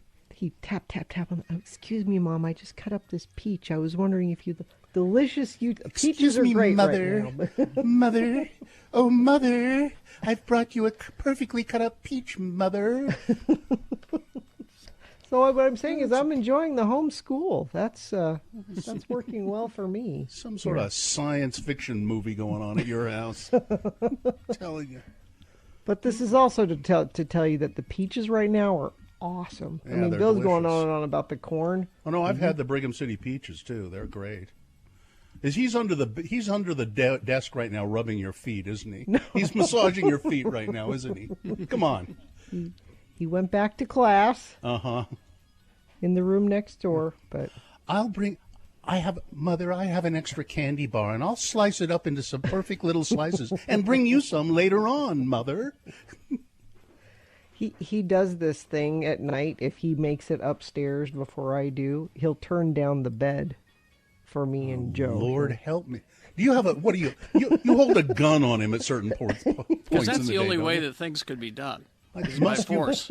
I can't imagine. Electroshock guns, people just don't do the right thing unless they're forced. That's why God exists. Kids don't do those things. That's right. That's right. You put the fear of God into them, or you put the fear of force into them, or both. Mm-hmm.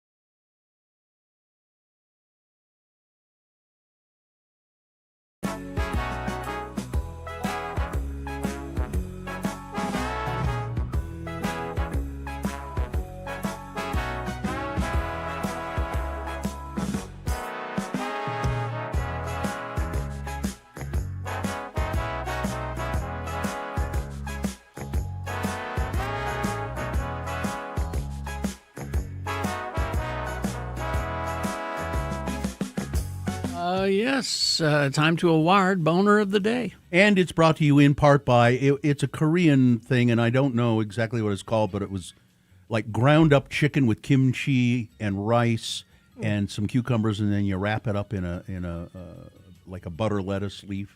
It was really tasty.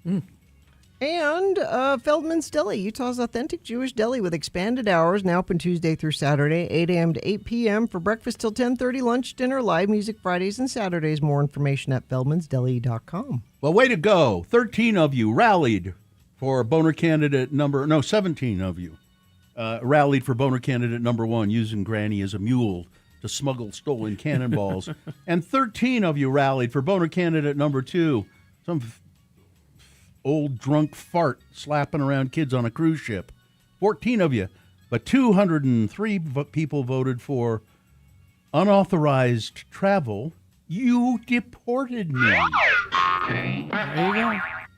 That's your boner of the day for today, July 31, 2026. Now qualified to be boner of the week. Dave the Flower Guy will be here at about 9:50 to tell us who boner of the week is.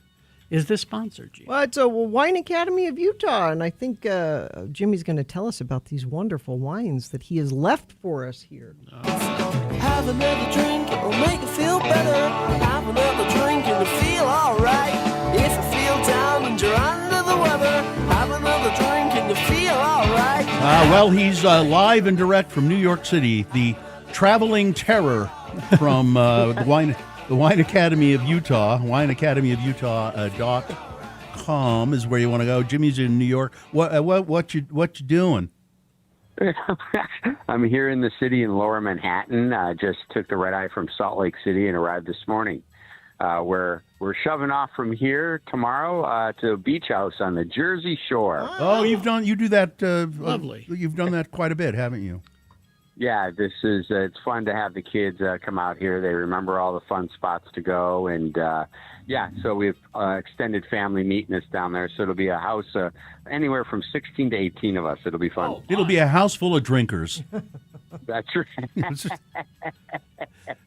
I can finally lay my wine key down and let somebody else take over. Yeah. So what are these? What are these wines you have? Yeah, before us? The Wagner family of famed Caymus Cabernet Sauvignon.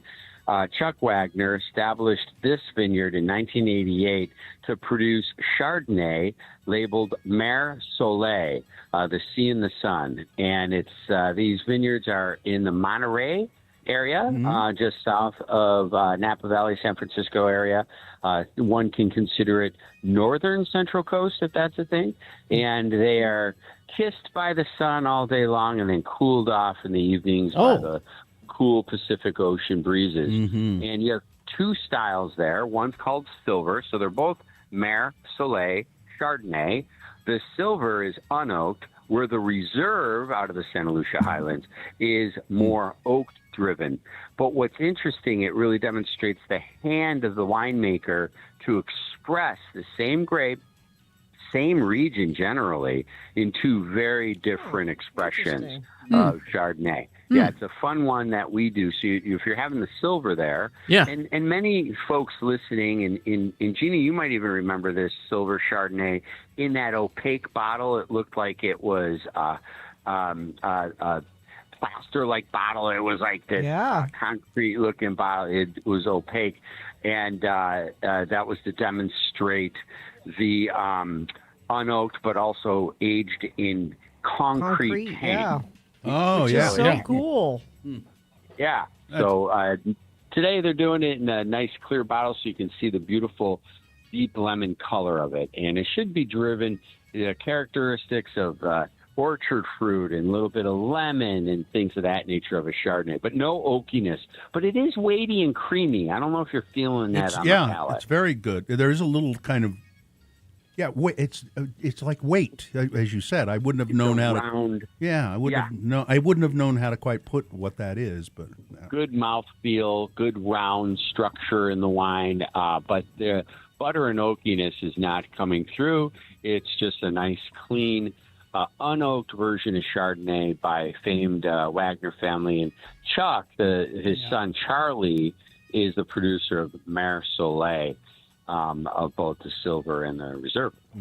Well, I don't care for a Chardonnay that's too buttery, and this is perfect. It's light and crisp, clean. Yeah, nice.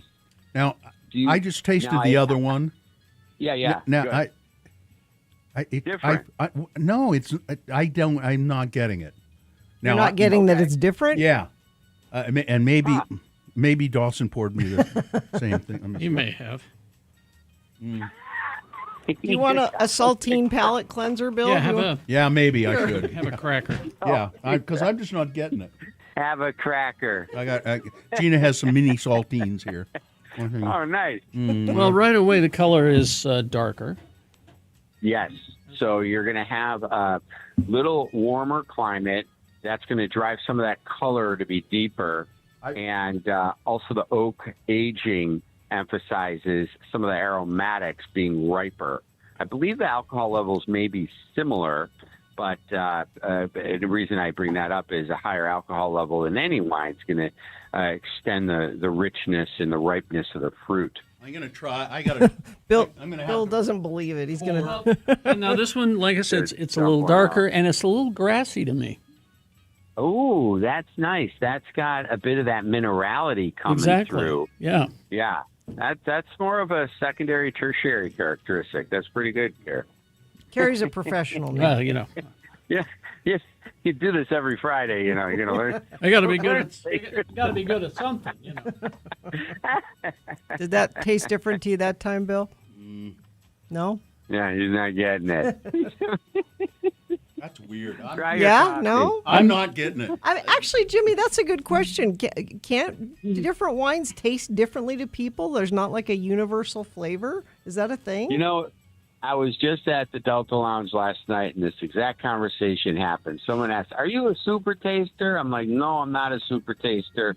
But some people have flavor profiles on their palate. What the term super taster is if you're refers to people that cannot have cilantro, for example. Yeah, I was going to say that. You know, I don't care for cilantro because it tastes soapy to me.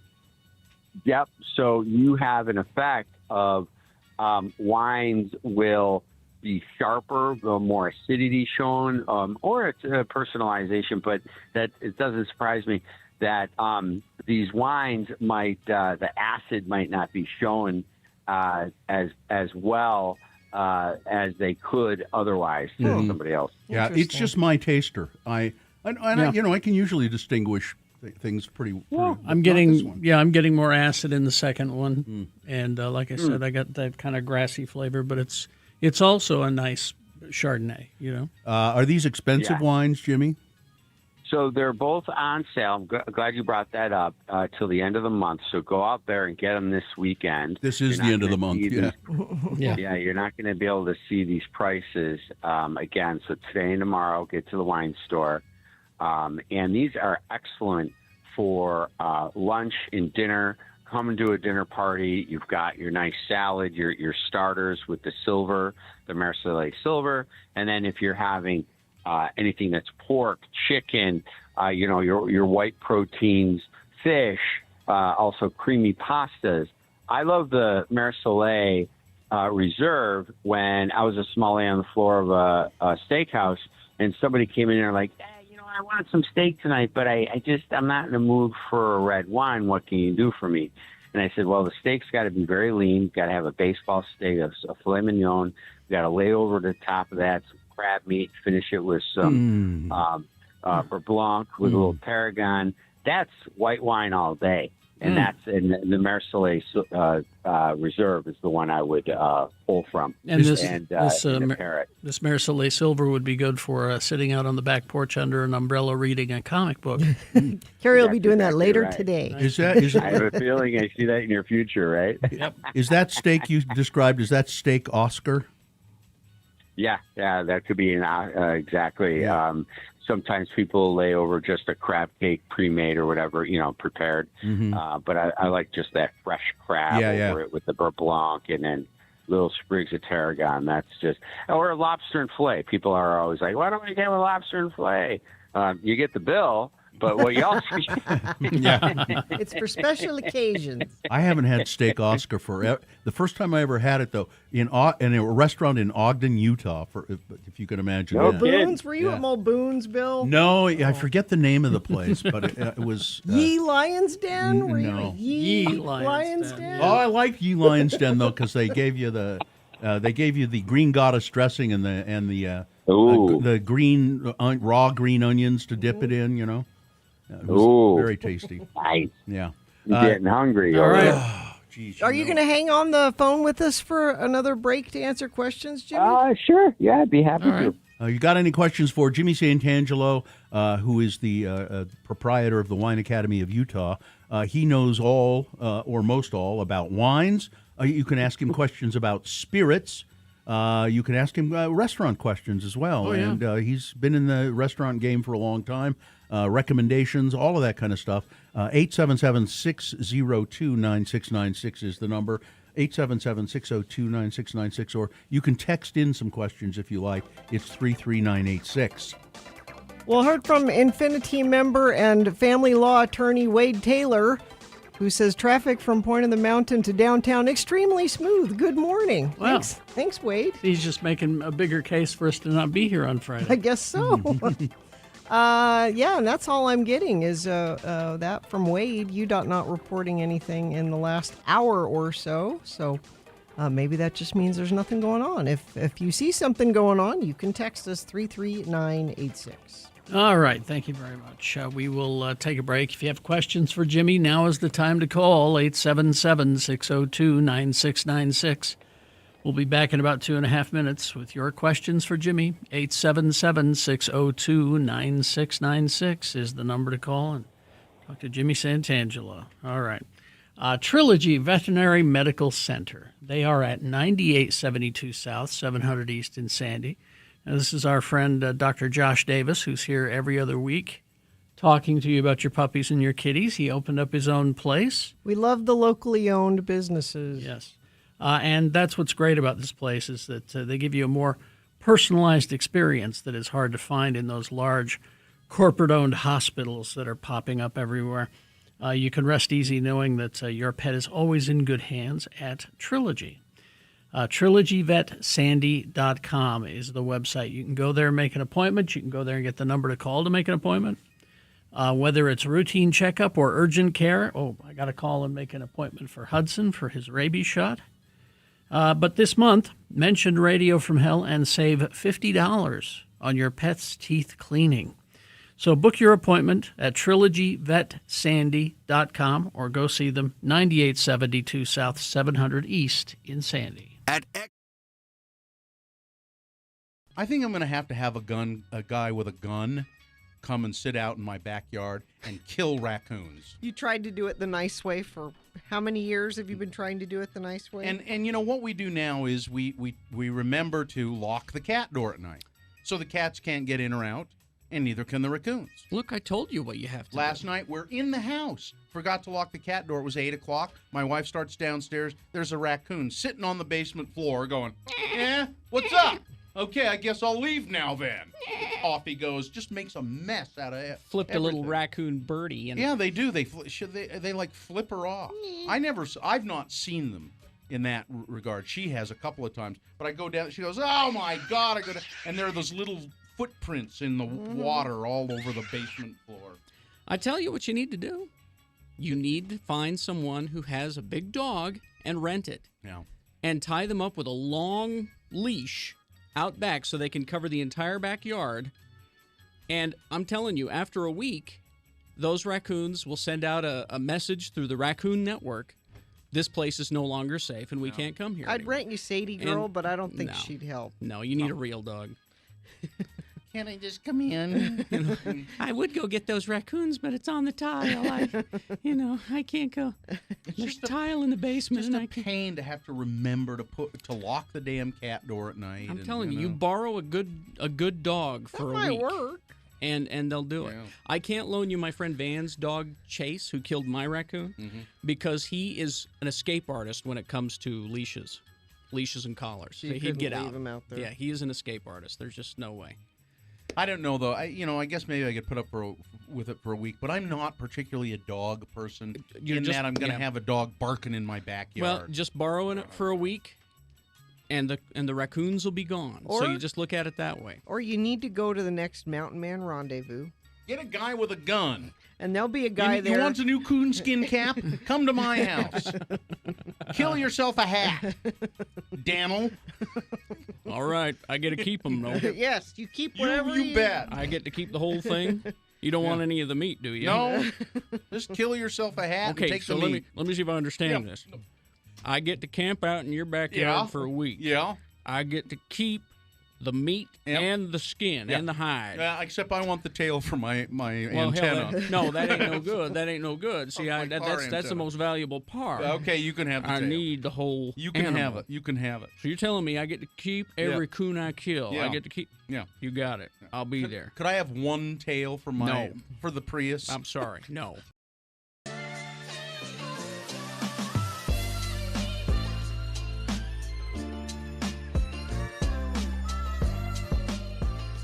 So, you want to see my bowling shoes? Oh, aren't those nice?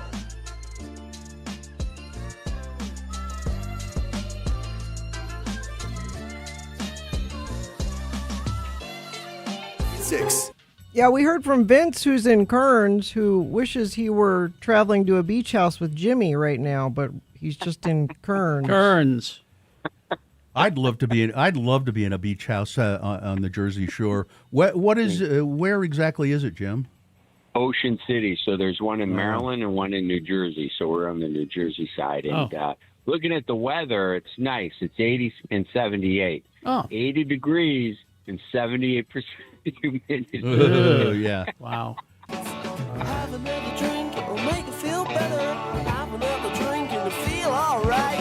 If you feel down and you're under the weather, have another drink and you feel alright. Well, if you have any questions for the traveling terror who runs the Wine Academy of Utah, wineacademyofutah.com, you can email them, text them at 33986, or call us at 877-602-9696 for questions for Jimmy.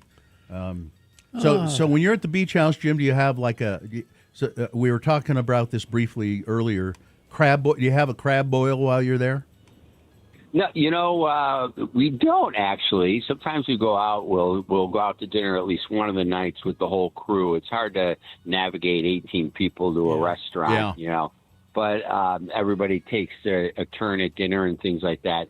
One thing we do is we go to the boardwalk, and it's the classic boardwalk in Atlantic City with the Ferris wheel and the cotton candy and the kids running around. So it's really nice. And, every 30 feet, there's a soft serve ice cream shop that we got to hit. Mm-hmm. Yeah.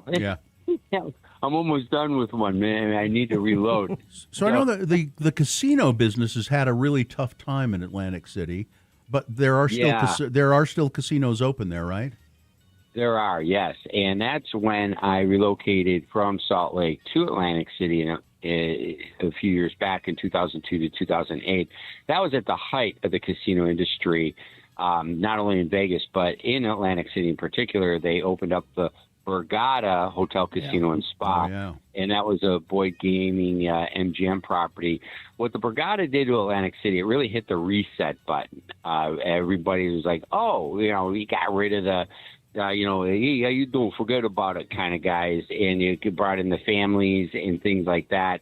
And it was a great time to be in hospitality because we were selling, people had more money than God over there. And it was nice because they were spending it on food and beverage. So I had a blast doing that. Yeah. And is the Borgata still there, right? Still there, still operating, but some of the casinos, come up and close or under new ownership or things like that. It'll still say like Harrah's or the Tropicana. Trump's casino was down there. So all those, I'm not sure if that's still operating, but oh no, it's not. Yeah, in name only. It. Yep. Yeah. Let's Imagine see. that. Yeah, right. Let's see. Here's a text query. Me and my partner leave for Iceland on Monday to explore and see the solar eclipse. Any recommendations? Iceland. Wear sunglasses. Is there food or a regional beverage that they should try in Iceland? Isn't that where you've got that fermented fish? Yeah, you got to try. Is it lutefisk? Lutefisk, and you have this strong spirit to cleanse the palate afterwards. You got to experience that. It's, aquavit. Is it aquavit? Oh, I've had aquavit. Their water of life. Aquavit. I've had aquavit, and wow, it's nasty. It's nasty. Yeah. Any other questions? Hey, Jimmy, I love beer, but it really messes up my gut. I'm not sure if it's the gluten, wheat, or whatever. Should I try a sour beer, a gluten-free beer, or something else? Yeah, it sounds, I think you nailed it, where it's probably the gluten in it. One thing that's interesting, a friend of mine, she has similar problems, but there are certain beers out there that are aged in barrel, and for some reason that kind of softens some of that gluten, whether it actually does, like molecule level wise or not, but she tolerates that, as well as certain beers. What I would recommend is going over to Scion Cidery, right over there on 900 South in that market area, and turn yourself onto some ciders that are, not all ciders are sweet, and get yourself some nice dry cider. Look for some Spanish selections and or French, and you'd be really surprised at, I'm not saying they're going to mimic beer, but you do get that richness, that carbonation, that frothiness in many of those ciders, and that might be an option for you to this way you don't have to worry about the gluten, and you got something that you can enjoy. Yeah, talk to the people at Scion. They're very tell them what you're what you're looking for, and they'll know what to do. And it's a nice patio spot. or, Yeah. Jimmy, I was at book club last night. I don't know what the book was, but we had Hugo Spritzes. Hugo Well, Spritzes? it's replaced the Aperol Spritz, which are wonderful. Now what? Yeah. Now what is a Was Hugo? that elderflower? Yeah. Or, Saint Germain, Prosecco, club soda, fresh mint. Oh, you've made these for us, Jimmy. Yeah. Yeah, I love how you know the name of the drink, but not the book. I don't know what the book was, but That's my kind of book club. they were delicious. I've never had. I mean, you may have Very made that for us refreshing. here, but I suggest those for book clubs when it's hot out. All right. and they're really light and nice too. Yeah. Joey is on the phone. Hello, Joey. Joey, what? Hey, how we doing? Good. Well, What's your question? all right. So non-alcoholic beer. I've been drinking that for about a year now. There's a medication I'm on. It affects the liver, so unfortunately I had to give up the alcohol portion. But the craft beer is great. But I miss the whiskey, like a neat whiskey. Have you found any good alternatives for a non-alcoholic whiskey? I know some are randomly here and there, but they just don't quite taste right. I'd recommend Listerine. That has alcohol in it, Bill. Oh yeah, that's right. No, I think you're right. You know, a lot of the non-alcoholic whiskeys aren't quite there yet. Joey, Joey, we're going to drop your call. Listen on the radio because it's too noisy where you are. Oh, sorry about that. All right. So, just listen on the radio. Yeah. So go ahead, Jim. Yeah, the wines are there's some great non-alcoholic wines. The beers are solid, whether it's Athletic Brewing or otherwise. But the spirits, I just got to be honest, they're not quite there yet. No. A little too sweet or a little too many additives to it. And it's hard. You know, how do you make... But what is good, what I like about, to get after the whiskey, what I do like with non-alcoholic spirits are the pre-mixed cocktails, the ready-to-drink non-alcoholic canned cocktails. Oh. Now, those are solid. And I know it's not a whiskey, but the one I love is called Phony Negroni. That's really good. You have other non-alcoholic whiskey-based cocktails that I think can get you to where you need to be. All right. All right. And finally, this for the people who are going to Iceland. Eric in Purgatory says, I highly recommend Floki single malt whiskey from Iceland. It's aged. Nice. It's aged in birch casks. Ooh, all right. So Sounds Floki delicious. is the way that they spell it here. So All right. there you go. Cool. All right. Is that it? That's good. All right. Safe travels. Have a good vacation, and we'll see you when you get back. Thank you, Jimmy. You got it. Thanks, guys. Enjoy your weekend. All right. We'll see you. Have another drink and you feel alright. If you feel down and you're under the weather. Let's see. We have a crash. Eastbound SR 201, milepost 12.3, left lane blocked, left shoulder and right shoulder all being affected there. That's the only accident UDOT's reporting, and you haven't reported anything in a bit, but you certainly can if you see something. We appreciate it when you do. 33986. Catch Interpol with special guest Youth Lagoon Tuesday, August 4th at Red Butte, part of the Red Butte 2026 Outdoor Concert Series. Beat Gina coming up after some messages and a song. It's easy to sit through the game, easy to win the prize. What is the prize today? Tickets to see Dirty Heads and 311 August 8th at Utah First Credit Union Amphitheater. All right, you're going to get those concert tickets. All you got to do is sit through the game. Beat Gina, 877-602-9696. Spider-Man trivia today because the movie. Makes sense. Spider-Man trivia. 877-602-9696 is the number to call to play Beat Gina after these messages and a song. The Park City Area Restaurant Association presents? Yes, it's the, they call it the Mountain Mixer. It's Park City's annual cocktail competition celebrating the incredible talent and creativity of Park City's bartending community. This year's Mountain Mixer competition began with 21 original cocktail entries submitted by bartenders from across Park City.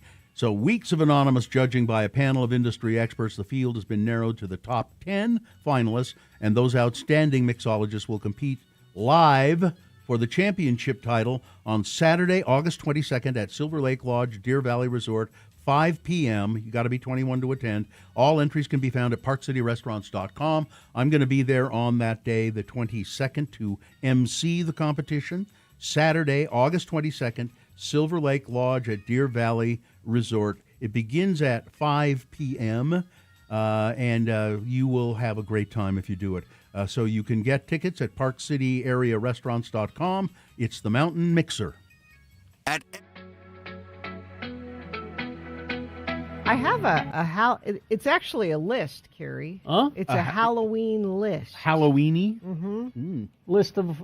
It's 11 spine-tingling hauntings said to be true in Utah. Said to be Said true. to Well, be then true. it must be fact then, right? It's Radio from Hell with another list, because people love a good list. X96. I'm gonna put my logical, scientific mind to this. Okay.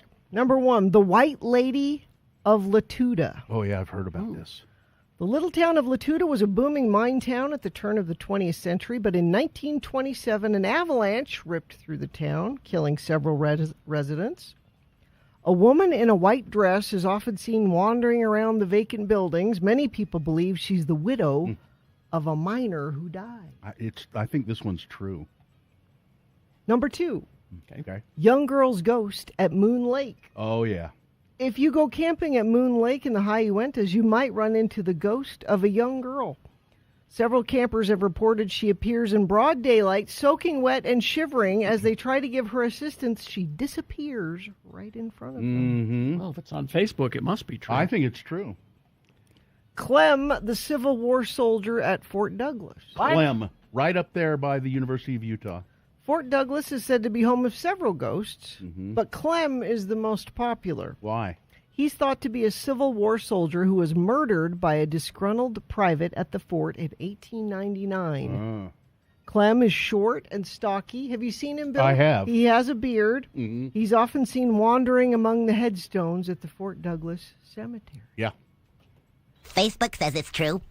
Speaking of cemeteries, Salt Lake City Cemetery is the final resting place for more than 125,000 people. It's just lousy with ghosts. Visitors report hearing footsteps, seeing orbs, hearing the cries of people. Yeah. Some have even seen children running around the cemetery who disappear into thin air when approached. Now, Steph in our chat room, who I trust implicitly when it comes to politics and news, she says that the White Lady is real. Yeah, I'm sure. Ghostly children at Murray Park. Sometimes ghost stories pop up in unexpected places. Murray Park is a beautiful park, shady trees, plenty of grass for picnics, 4 different playgrounds. People at the park often report seeing a young boy and his little sister on the playground. They both seem distraught, but the kids disappear when people approach. Well, they want to go help them, but then they're ghosts. So far, you've agreed with all these. I think Bill. and I know I've seen Clem. The legend of Dead Horse Point State Park is a horrifying tale. Oh, it sure is. It's said that cowboys were poaching horses from the native people in the area and drove the horses to the natural corral on the peninsula of land that sits far above the Colorado River. Then the thieves abandoned the horses who died of thirst. Campers at the state park report hearing the stamping of hooves and whinnies of horses late into the night. Facebook says it's true. The ghost of Holken Olson, the first owner of the Shooting Star Saloon. Oh, up in Huntsville. Utah's oldest continuously operating bar is said to be haunted by its original owner. Holken Olson was apparently quite a character. He owned and operated the bar all the way through Prohibition. Several staff throughout the years claim to have seen him, and they say he often turns the lights on after they leave. What? Well, that's not very energy conscious. He doesn't care. He's a ghost. Yeah, it's... American Fork Canyon is beautiful, but many people claim that it's full of unexplained paranormal activity. Timpanogos Cave is said to be haunted by spirits who brush up against people during the cave tour. You've done the tour, Bill. I have, and several spirits rubbed up against me rather vigorously. Now, did this happen, though? People have reported ghostly hitchhikers, plague drivers, who then, after they leave the cave, they come with them. Yeah. So you're telling me... Hitchhiking ghosts. Beware of hitchhiking ghosts. Yes. At Timpanogos, yep. It might seem odd to find ghosts at a municipal building, but some people who work at the Salt Lake City and County building, we'll have to ask Mayor Mendenhall about this, swear that it's haunted. It's thought that at least 5 different ghosts haunt the halls and offices there, including 2 children, a previous Salt Lake City mayor. Oh, it's Dee Dee Cordini, don't you think? Probably.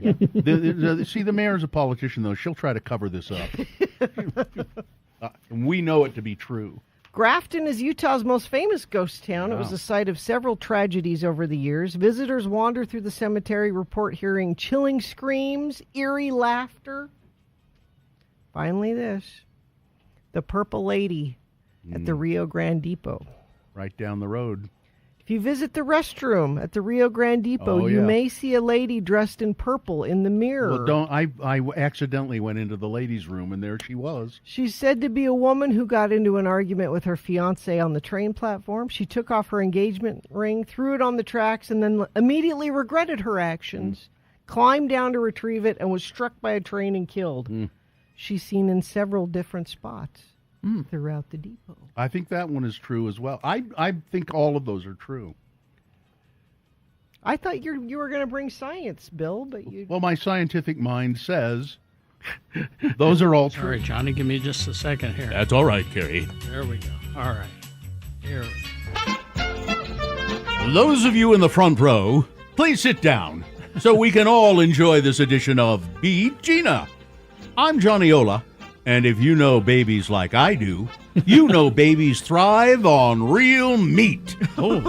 Meat is such a rich source of bodybuilding protein. Wow. Meat gives babies the vitamin B vitamins and food iron they need for sound nerves and healthy blood. And meat helps baby build up resistance to colds and infections. Well, here's meat that baby can eat at 3 weeks old. It's It's meat in a form as digestible as milk. It's meat prepared Swift's special way so babies can start it earlier.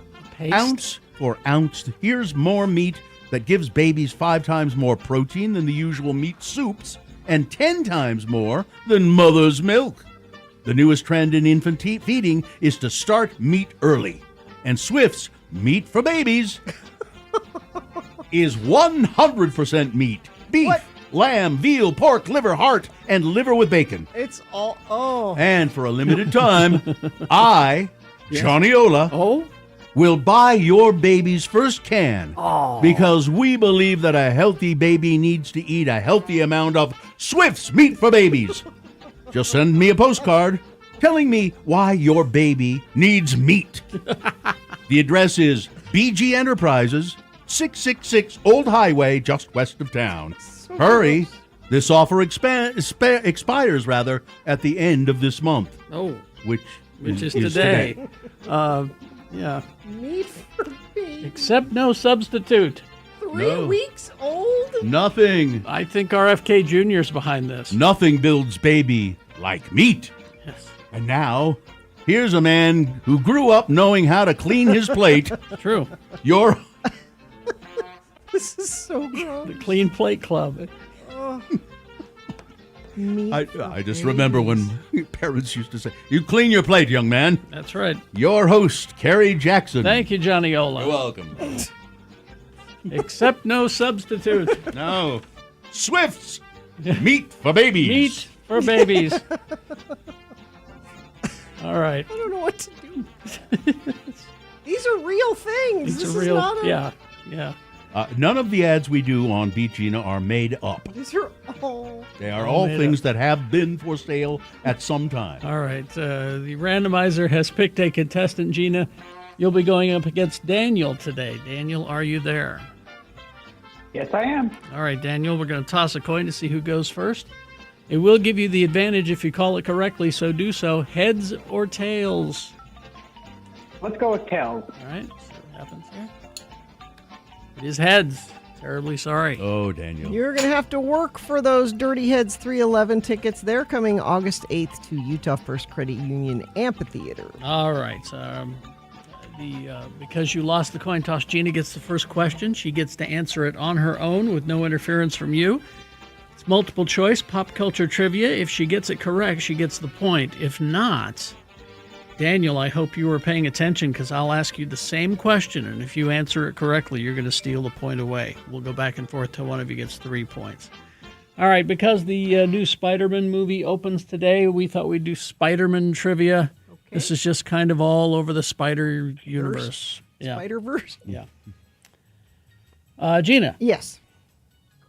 Which of these food items was part of the famous scene where MJ slips on a spilled drink and her food gets thrown in the air, but Peter catches all of them? Is it 1, RC Cola and Moon Pie? Is it 2, Uncrustables?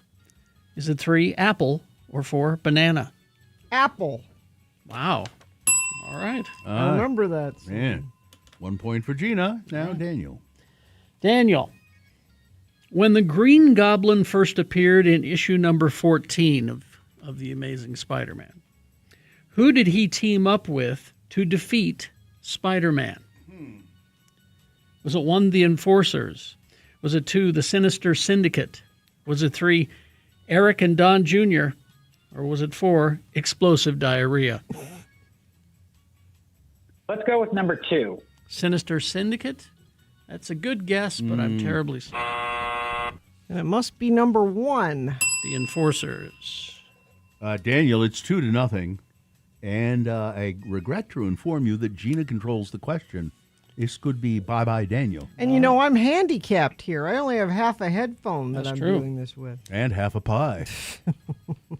Gina. Yes. In Spider-Man Homecoming. Okay. What is the name of this deli/grocery store that is frequented by Peter Parker and also appears in Spider-Man No Way Home? Okay. What's the name of the deli/grocery store? Is it 1, Del Mar's? Is it 2, Antonio's? Is it 3, the Reflux Cafe? Or was it 4, Ziggy's Salmon Chanted Evening? Salmon Chanted Evening. I'll go Antonio's. Antonio's, huh? Oh. Daniel. It is the first one. Del Mar's. Still in the game, Daniel. You got a point, and you control the question. You could tie it up. Daniel, in Spider-Man Far From Home, what is the name of the hotel where Peter and his schoolmates stay in Venice? Name of the hotel in Venice. Is it 1, the Hotel Cipriani? Is it 2, the Hotel De Mateus? Was it 3, the Fire Exit View Lodge? Or 4, Luigi's Mansion? Did you say St. Mark's, right? No. No. Sorry. Option 2 then. The Hotel De Mateus? That is correct. There you go. You tied it up, Daniel. Named after Marvel Comics artist J.M. De Mateus. Oh. Yes. It's 2-2. Gina, you control the question. You could win on this one. I could. Gina. Yes. What was the name of the supervillain team made up of Spider-Man's enemies that assembled in the comic Amazing Spider-Man Annual #1. Okay. I own this one, by the way. Wow. Is it 1, the Log Cabin Republicans? Is it 2, the Deadly Viper Assassination Squad, a.k.a. the Divas? Yeah. Is it 3, the Sinister Six?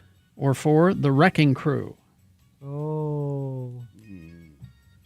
Well, the Wrecking Crew is a studio musician group. Did you take the name from that, Kerry Jackson? Did you think you were going to trick me with that? I'm going to go with Sinister Six. Sinister Six is correct. Well, there you go. There is a group of supervillains called the Wrecking Crew. There are. Okay. But not in this case. Not in this case. All right. Sorry, Daniel. Daniel? Oh, sorry. Daniel? Daniel? That's a bummer. No, don't be bummed. I can't have you be bummed. It's Friday. You shouldn't be bummed on a Friday. You should be happy. So even though I beat you, I'm going to give you these Dirty Heads 311 tickets anyway, okay? Bless your soul. Bless your soul. You. All right. Hang on. Listen, I got to go. I've got to go. I got to get home and get bummed. Yes. All right. Big Boy News now, brought to you by Progressive Primary Care is a smarter approach to health care with a flat monthly membership covering most primary care services with no insurance required. Visit progressiveprimary.care for details. And never, ever forget, The views expressed on X96's Radio from Hell show do not necessarily reflect the opinions of Broadway Media, its management, owners, or advertisers. This program is intended for mature audiences. Parental discretion is advised.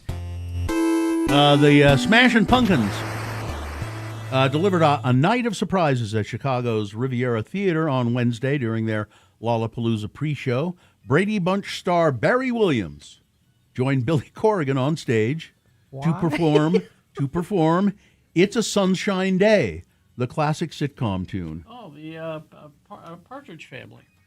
Former Pumpkins bassist Melissa Oftedamar also reunited with the band, closing the show with The Everlasting Gaze. The band also performed 33 for the first time since 2018 and gave War Dreams of Itself its live debut. Smashing Pumpkins returned to Lollapalooza on Friday, today, their first appearance at the iconic festival in 32 years. Wow. The show streaming live on Hulu and Disney+. On July 30th, advocates, healthcare providers, and elected politicians gathered at Sacred Circle Healthcare in Salt Lake to mark the 61st anniversary of Medicaid and warn that new federal rules threaten health care access for tens of thousands of Utahns. Yep. The event, hosted by the Project Medicaid Utah Coalition, comes as a public comment period closes tomorrow, I think that's today, on 300 pages of new regulations from the Centers for Medicaid and Medicaid Services. Speakers said that the interim final rule goes even further than the cuts enacted last year under House Resolution 1, the One Big Beautiful Bill Act, stripping Utah's local leaders of the power to shape a Medicaid program that works for their communities. In Utah, there is bipartisan recognition that Medicaid plays a critical role in ensuring care for people with disabilities, young families and children, and rural Utahns, said Rachel Craig, Association for Utah Community Health's Government Affairs Officer. New requirements will cut tens of thousands of Utahns from Medicaid. But the millionaires need their tax cut. By forcing harsh work reporting requirements, despite the fact that the vast majority of Utahns on Medicaid either already work, in many cases in multiple jobs, or otherwise qualify for exemptions because they're disabled. Speakers warned that the new federal rule will make it harder, not easier, for Medicaid beneficiaries to work and prosper by cutting access to critical health care services, particularly in rural areas short on providers. This, in addition to them getting rid of the federal help for Obamacare, yep, which people are just dropping because they can't afford it now. All of that means emergency rooms, because people still get sick and hurt and need medical care, and they will go to emergency rooms, and guess who pays for that? And here's what this says to me, that not one Utah politician in high office, Yep. the governor, Yep. our senators, state legislator leaders, not one of them will stand up for Utahns and say, we don't want this to happen. Nope. Not one of them. Well, that's socialism, Bill. You know, like the roads you drive on and the fire department you pay for to put your house out when it's on fire, and police. I would just like one of these bastards to stand up and say, this is going to hurt Utahns. A former Utah Highway Patrol sergeant received a rousing round of applause and recognition yesterday for stopping an active shooting at a Taylorsville liquor store earlier this year. The Board of Utah Department of Alcohol Beverage Services honored Jeremy Matthews at its meeting, where he also had the chance to meet the store employees who were inside the store with him during the February shooting. Matthews was off duty when he entered the state store, 2700 West in Taylorsville. He heard some loud bangs. I entered the store. I immediately heard something that sounded like a car backfiring or firecrackers, he said, and he quickly realized what was happening. As I turned, I saw a man chasing another man into the store, firing his gun toward the man. I recognized that I needed to take action at that time, so I drew my sidearm and engaged with the suspect. Matthews said there was there was some shooting. The suspect and the victim had several injuries each. The shooting left bullet holes in a car outside, but he really good for him. He just diffused the situation. Flash flooding from the Cottonwood fire burn scar has affected approximately 200 homes in Beaver area, and it's also created all sorts of infrastructure damage, including significant damage to Route 153, and it has also killed thousands of fish downstream at Minersville Reservoir. Troy Adams, a Utah fishing enthusiast and influencer, posted a video showing several dead fish along the reservoir's shore on Tuesday, writing that the smell of death will linger for days. That's more than several. Yeah, that's a lot. Look at that. These fish are dead everywhere. It's not just isolated to one pocket. It is a catastrophic level of fish die-off, he said.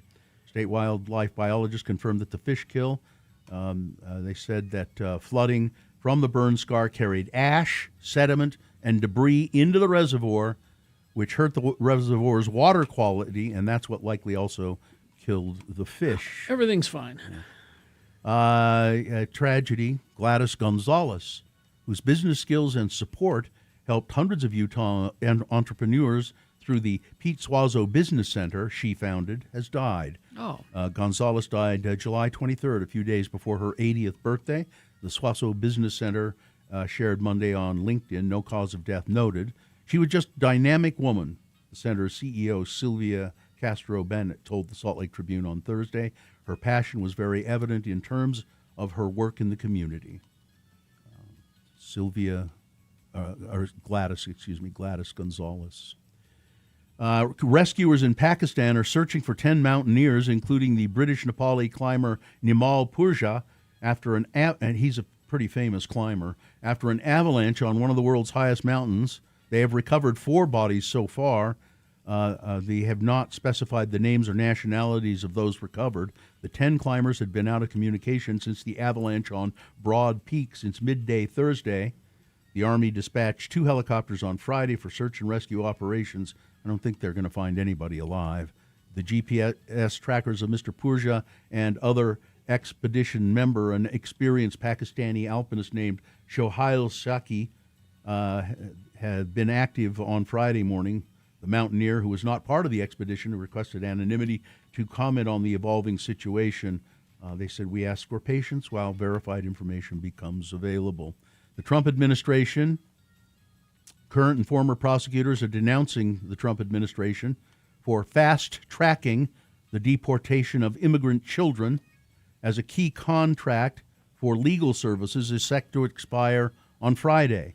A series of federal laws has for decades shielded child immigrants from removal, either to protect their safety or to allow them to testify against abusers or human traffickers. But the Trump administration has determined that those laws, immigration advocates and prosecutors say, has undermined those laws by directing immigration judges to fast-track deportation cases for minors and blocking their access to lawyers who might help them apply for several forms of relief from removal. Nothing but the worst. Yeah, why aren't we fast-tracking this in the other direction? Including acting as witnesses in the cases of human trafficking or domestic violence.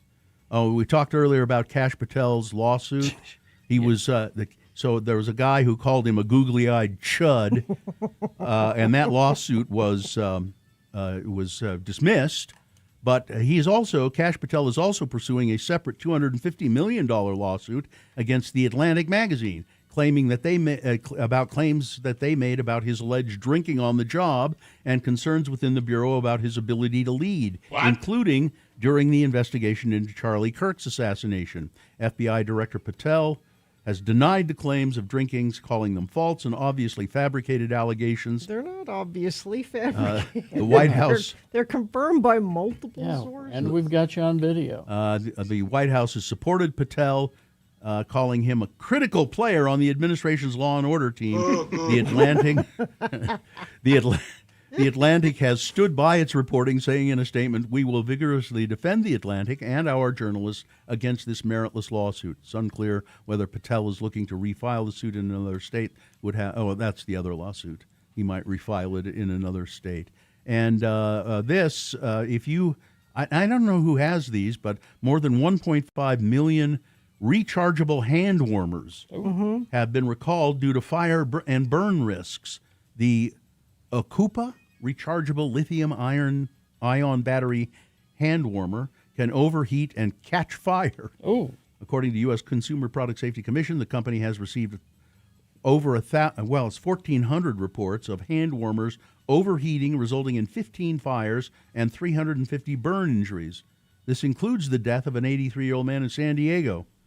Hand warmers were sold online at Amazon, Okupa.com, Okupa.net, and Walmart.com between September of 2018 and May of 2026 for about between $15 and $60. I don't know why there's that price variation, but they were sold in various colors and designs in packs of 2 warmers that can magnetically be joined.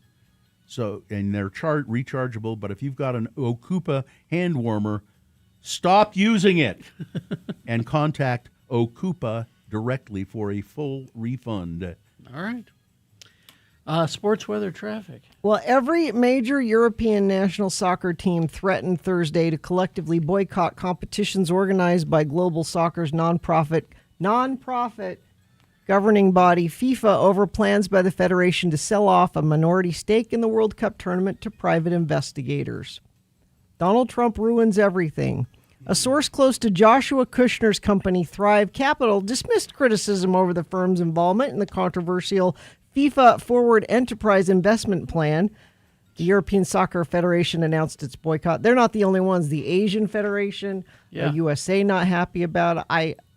I can't imagine this will be able to be going forward, but they're saying this is not what professional soccer should be about, and this can't happen, which means it'll probably happen, but we'll see.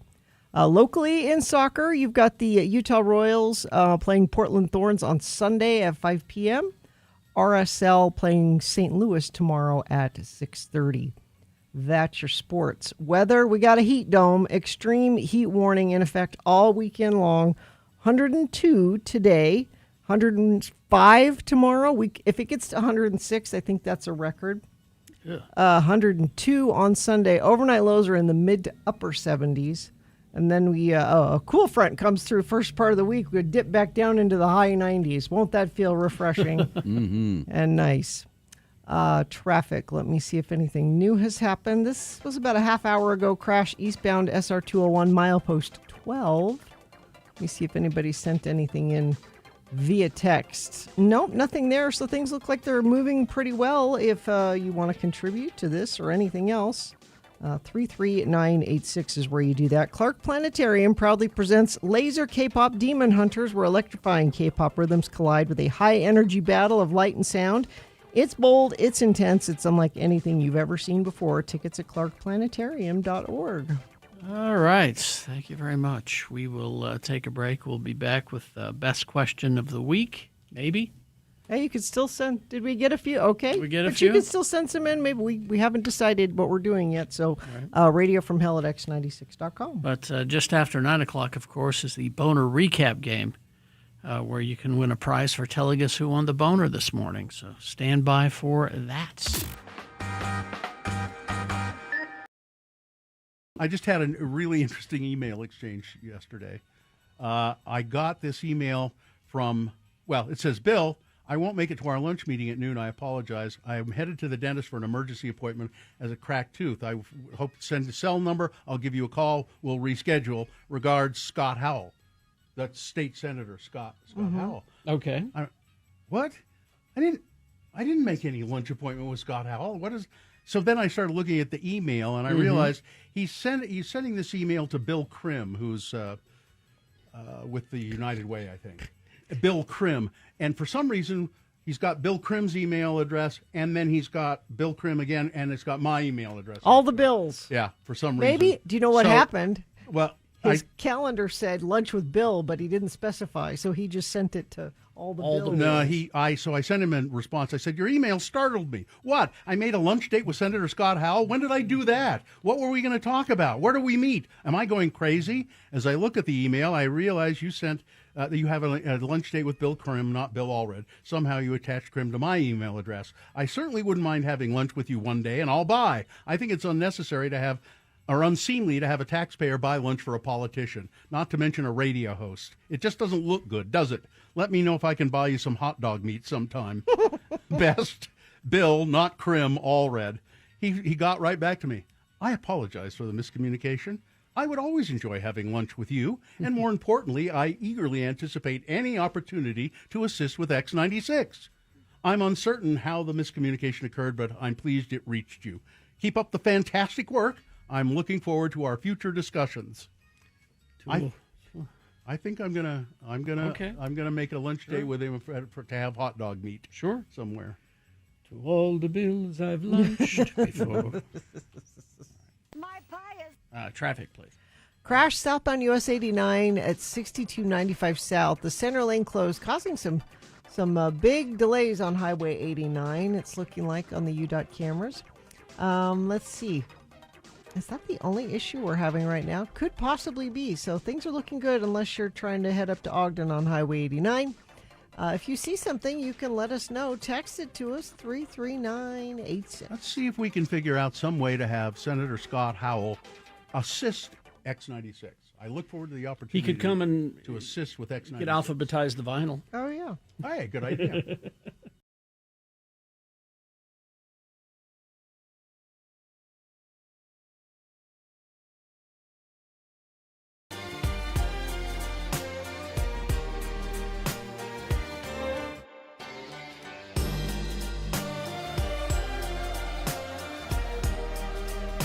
All right. Let's see. It's 8:46 right now. Is this a sponsored feature? Yes, stay entertained this summer. Go to Haster Games for board games, Magic the Gathering, Pokemon, miniatures, dice, paints, and more. Visit locally owned and operated Haster Games, 6831 South State, or HasterGames.com.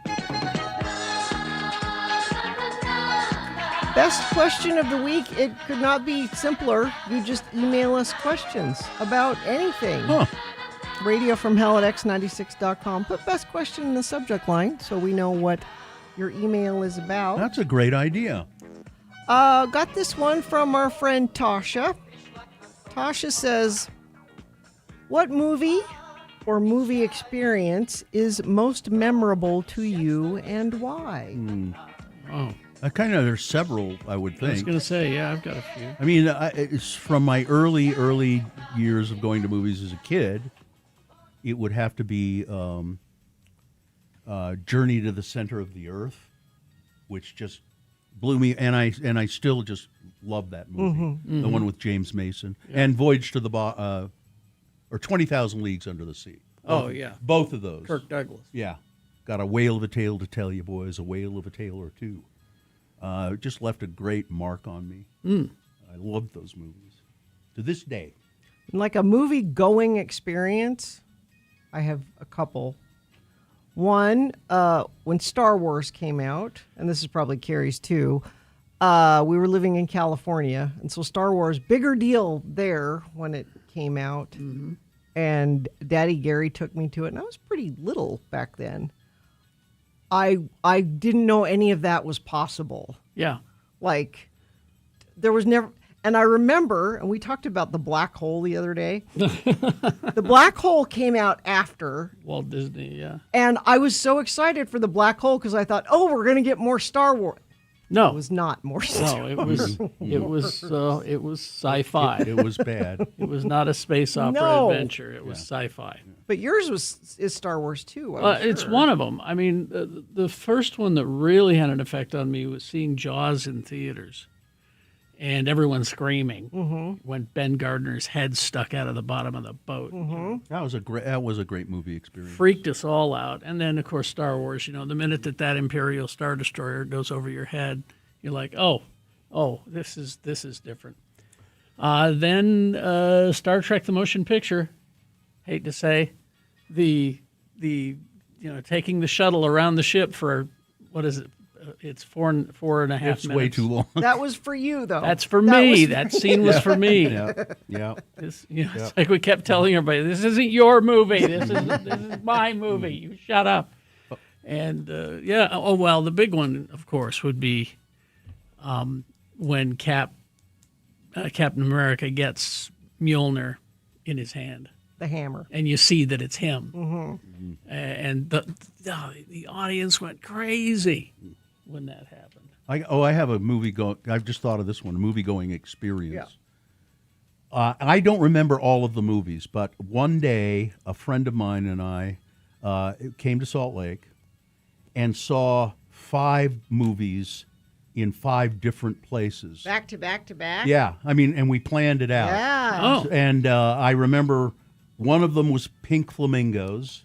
Oh, you saw those kind of movies. And one of them was a really great movie that not a lot of people are familiar with called The Ruling Class with Peter O'Toole. Well, Pink Flamingos had to have been at the Blue Mouse. Yeah, and I think we saw 2 or 3 movies there, 2 movies there, and then there was the place. I forget what it was called.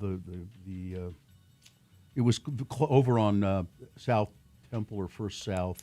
There was some movie theaters there. And then the other great movie experience I had that just knocked me out too in my modern life was Magnolia, the Paul Thomas Anderson movie. Mm-hmm. And just that whole movie just stunned me. It was so good.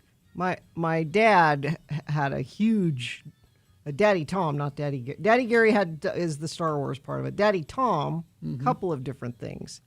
He took me to see Raiders of the Lost Ark at the Villa on Highland Drive. Good place to see it. Which is now a Deeb's Rug Gallery. Yeah, huge screen. I saw a Lord of the Rings movie there. And it wrapped around. I don't know how big that screen was. It was huge. But it was... And I just have a vivid memory of seeing that movie there. The last movie I saw there was Con Air, I think.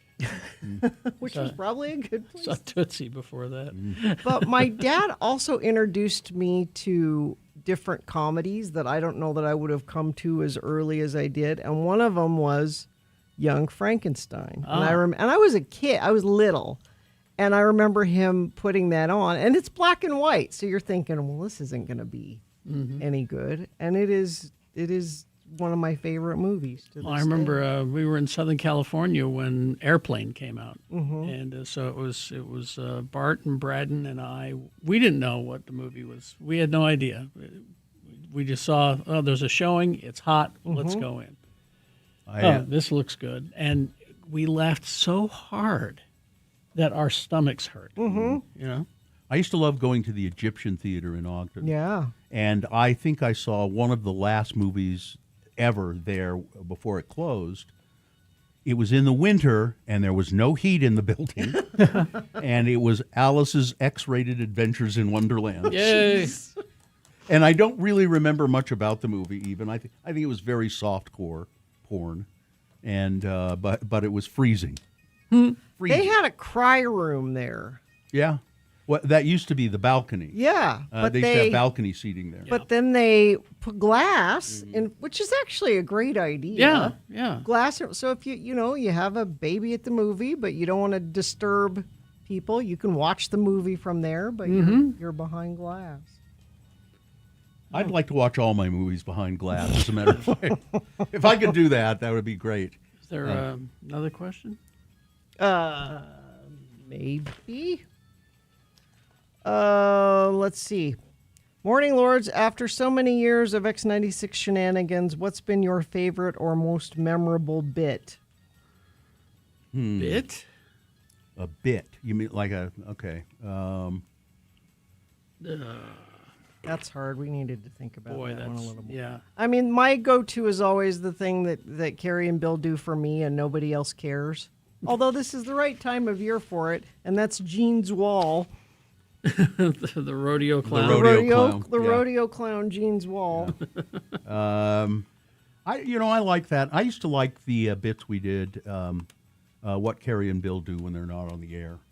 Yeah. I don't know how we came up with that, but it was always because it could. I liked it because it could just be anything as long as it was stupid. Mm-hmm. So many of them. I couldn't pick. People remember Space Elders so much, and those were the ones I liked the least. Yeah, they weren't good. They were okay. No, they were okay, but too long. they were okay. They were just a lot of work, and they weren't a lot of work. They weren't that funny, but what was maybe good about them was that they were really, we got them to be sort of spot on parodies. Yeah, which I thought worked out well. It was a lot of work. And then I also like the fake commercials we have done over the years. Oh, the Deseret Inn? Yeah, the Deseret Inn. Oh, that's probably my favorite. favorite. And the Pocket Elvis was one of my favorite. The Pocket Elvis. J.R. Tallywhackers? Yeah, J.R. Tallywhackers. Deseret Inn I liked because I love the idea of a Mormon-themed casino. And then they did it in Big Love. Yeah. Kind of, yeah. They had a Mormon casino in that TV show. I think that's more of a question for friends of the program. What their favorite bits are. Alice's X-rated Adventures in Wonderland came to pass to the popularity of such porn offerings as Deep Throat and Behind the Green Door, and some brilliant mind having the thought, hey, let's take a beloved children's classic and add a lot of sex. That's terrible. Yeah, set against a backdrop of psychedelic Wonderland, the film follows Alice as she embarks on a sensual journey through a world where nothing is what it seems. Wow. A libidinous white rabbit and a steamy rendezvous with a Mad Hatter. It's filled with erotic tension, it says here, and innuendo. I seem to remember it was kind of clever. Clever porn? Bill likes his porn clever. It was, it was trying to be something more than just a pornographic movie. It was kind of funny. We're trying to make a statement here. Half of your movie experiences were porn related, Bill. No, they weren't. Yes, they were. No, they were not. What are you talking about? What? I mentioned one. Alice's X-rated Adventures in Wonderland. I mean, I don't know. The Blue Mouse, I always just associate. The Blue Mouse was an art house. It was, and it was so pretentious. It did all kinds of stuff. Yeah, there were so many movies that I missed because I was going through my pretentious film goer stage, or as I heard someone in the industry refer to it as your film student stage. You didn't go to movies. You went to films. We went to films. We want to see films. So you'd come up to the Blue Mouse to see films. I saw some pretty interesting things there. I think that's where the ruling class was at Blue Mouse. The Elks. That was those other theaters. The Elks. The Elks? Yeah, I think it was in the old Elks Club building, which is still there. Mm. And I think that's what they were called. All right.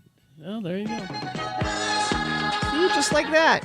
Best question of the week. What is it? We don't know until you email us. RadioFromHell@X96. Yeah, old half pie. I mentioned one porn movie. Seems to me all Bill's movies are porn related. Yeah. Traffic, UDOT not reporting anything in the last 45 minutes or so. I'm looking at the cameras and I don't see any slowdowns or accidents there, other than all those construction nightmares that we have going on. But you know about those. Those aren't anything new. If you do see something new, though, you can always text us and let us know at 33986. All right. Oh, yeah, Carrie and Bill's Liquor and Guns. That was a good one. Yeah. We should dig some of those out. Yeah, I think we still have a lot of them. They're all over there and at my desk. All right. Well, let's see. KXRK Provo. We will take a break. We'll be back after these messages and a song with the Boner Recap Game. All you got to do is call us and tell us who won the boner this morning. If you were listening, you know. If you weren't listening, cheat. Although you could probably guess today, but go ahead and cheat. Go to x96.com, look for the box that says Boners July 31, 2026. Click on there and vote. Or no, don't vote. We're done with that. Click on there and read them. See the answer. Call us and tell us what the answer is, and you'll win. A Radio from Hell chicken bucket. A fabulous chicken bucket. Does not contain chicken. Does contain various other prizes in the chicken bucket. A chicken bucket full of prizes. 877-602-9696. I know you got the T-shirt in there. I think you have the bug in there. So 877-602-9696 is the number to call to play the Boner Recap Game. Here we go, after some messages and a song. The farmer's market. Oh, yeah. Plan on going there. I'd go early tomorrow. You think? Yeah. Just because it's cooler. Oh, yeah. And it opens at 8 down there at Pioneer Park. Go to slcfarmersmarket.org. Go get your shopping done early. So you get your some stuff for dinner, for your groceries you need, your fresh strawberries, your English peas, pea shoots, rhubarb, really good carrots. Pick up all of that, but then do some other kind of shopping, because it's not just produce they have at the farmer's market. Over 300 local small businesses, arts and crafts, fresh baked goods, and of course all your favorite local produce. Fresh cut herbs too. You'll smell the booth before you ever get there. Basil, dill, cilantro, chive, spearmint, rosemary, thyme, all of that, not dried in a jar. It's alive and it just smells wonderful, and you will be loving to add it to your cooking. See your neighbor, meet your community every Saturday, 8 a.m. to 2 p.m. through October at Pioneer Park. Get there early, slcfarmersmarket.org. Well, this list caught my eye immediately. Okay. Because I am a germaphobe. Mm-hmm. I'm with you. Wash your hands immediately after touching these 10 things. Is number one on the list Kevin Spacey? We'll see. It might be. Okay, good. That's good advice, though. I'm going to guess that raw chicken is on this list. Okay. Well, let's find out. Go ahead. Number one is money. Oh, yes. These days you use your debit or credit card for most purchases, but sometimes you need to handle cash. Well, if you do, you've been to a strip club. You see what happens. You know they serve food in the strip club. Think about all the times when you were a kid and you put pennies in your mouth. Yeah. Pennies in your mouth. Wash your hands. Now you're making me want to wash my debit card, because you think about how many times you just hand that over to someone to swipe at a store or something. Yes. It's probably gross. So I have not only in my purse a little hand sanitizer, but this is a tip, a Gina Barberi tip. In the driver's side door, there's the little pocket in your door. I have a hand sanitizer sitting there, and just so the second I get in the car, if I've been at a store and touching money or credit card or whatever, before I touch my you don't want to steering contaminate wheel, the steering wheel. I give it a little pump, and I was going to ask, is it the pump action so you can just reach down? Reach down. It's a one-handed thing. Gina, you are very practical in the modern world. I don't have to dig through my purse. It's just right there. Okay, I'm totally doing that. Gina tip. Thanks for the tip, Gina. So, money. Next one is any handrails, handles, or doorknobs. Oh, and I don't. I avoid those.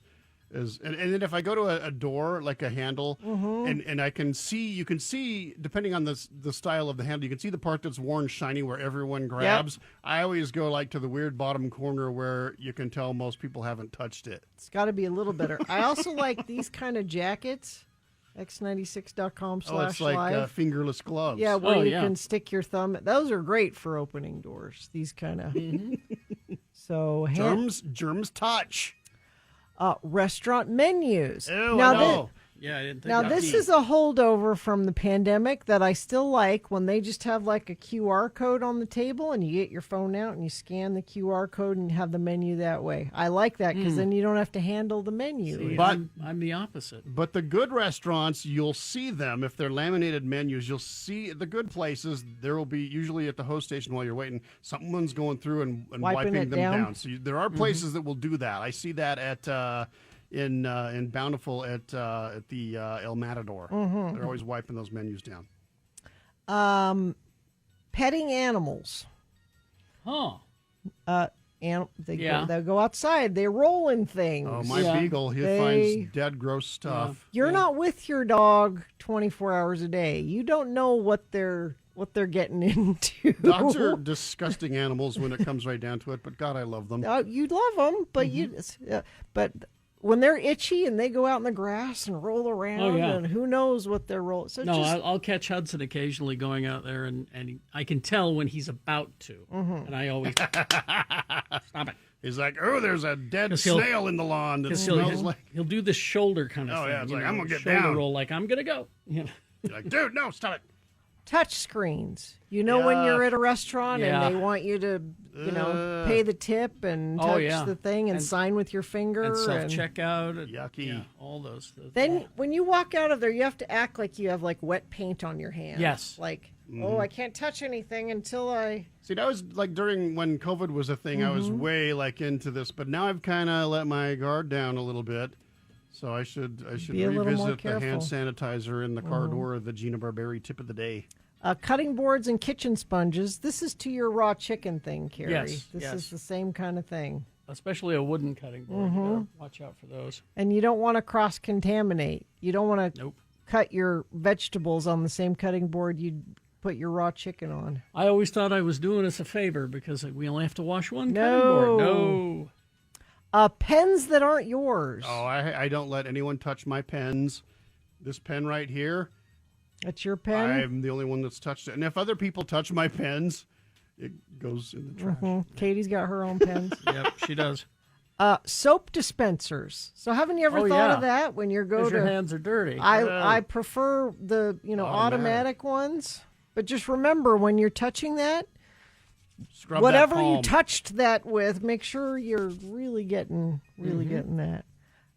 So yeah, that's my little Well, list. I can fix all of this for you, folks. Oh, okay. Because I touch all those things. Yeah. I just wash my hands more often. Mm-hmm. Yeah, and I should. And Like we a should lot. totally do that, yeah. That way you don't have to worry about any of this. Yep. If you're washing your hands all the time, you don't have to worry. I'm over here touching Bill Allred's computer I- keyboard and don't. mouse. Yeah, you don't want. Go as soon as you're done. Go wash. Go your hands. scrub down. Yeah.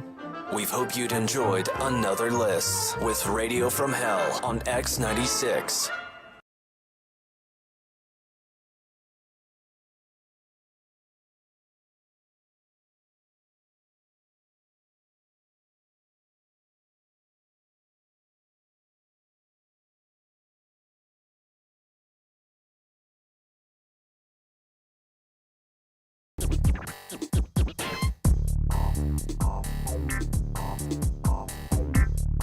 We heard from Mick, who's raging against the machine in Draper.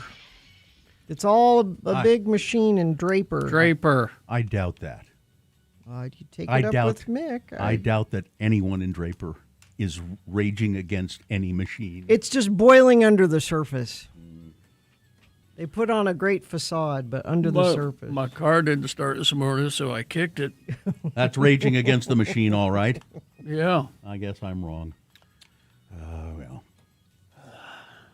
We're supposed to do something here. Boner recap for a chicken bucket.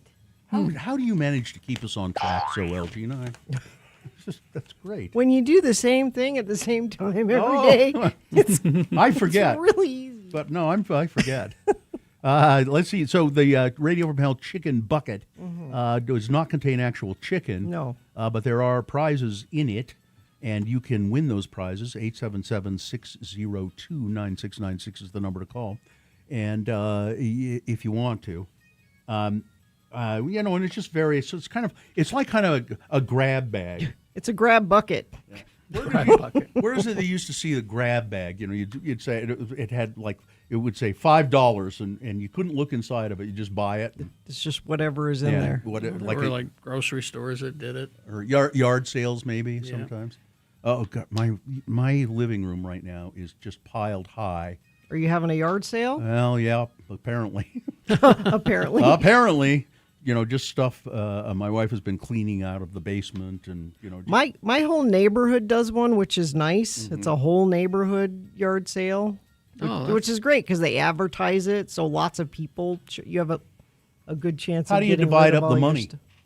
Well, no, it's in your own yard, but just everybody does it on the same day. I thought it was like No, you don't move all your stuff to a central location, but they I just don't know. say this whole neighborhood just come and. I think I would feel pressured to have better junk than my neighbor. I got better crap to sell you than my neighbor. I've told you the story before about how I made my neighbors mad because I just wanted to get rid of stuff. So mine was all $1. Yeah. How much is this plate? It's $1. How much is this bike? It's $1. And my neighbors were like, "You're undercutting us." Yeah, I'm like, I just want to get rid of it. You can't do that. Sure you can. I all $1. Gina, I know how badly you want to be liked. And you are going to make yourself a lot of enemies in that neighborhood. As a matter of fact, they probably secretly despise you now. What are we doing here? Oh, yeah. Do we have someone on the phone? Cecilia. Cecilia, how are you? Cecilia? Oh, did we lose? Did we talk too much and she went away? I'm sorry. And everybody else went away too. I didn't know we had a call. Cecilia, come on, I'm down on my knees. I'm begging you, please. Cecilia.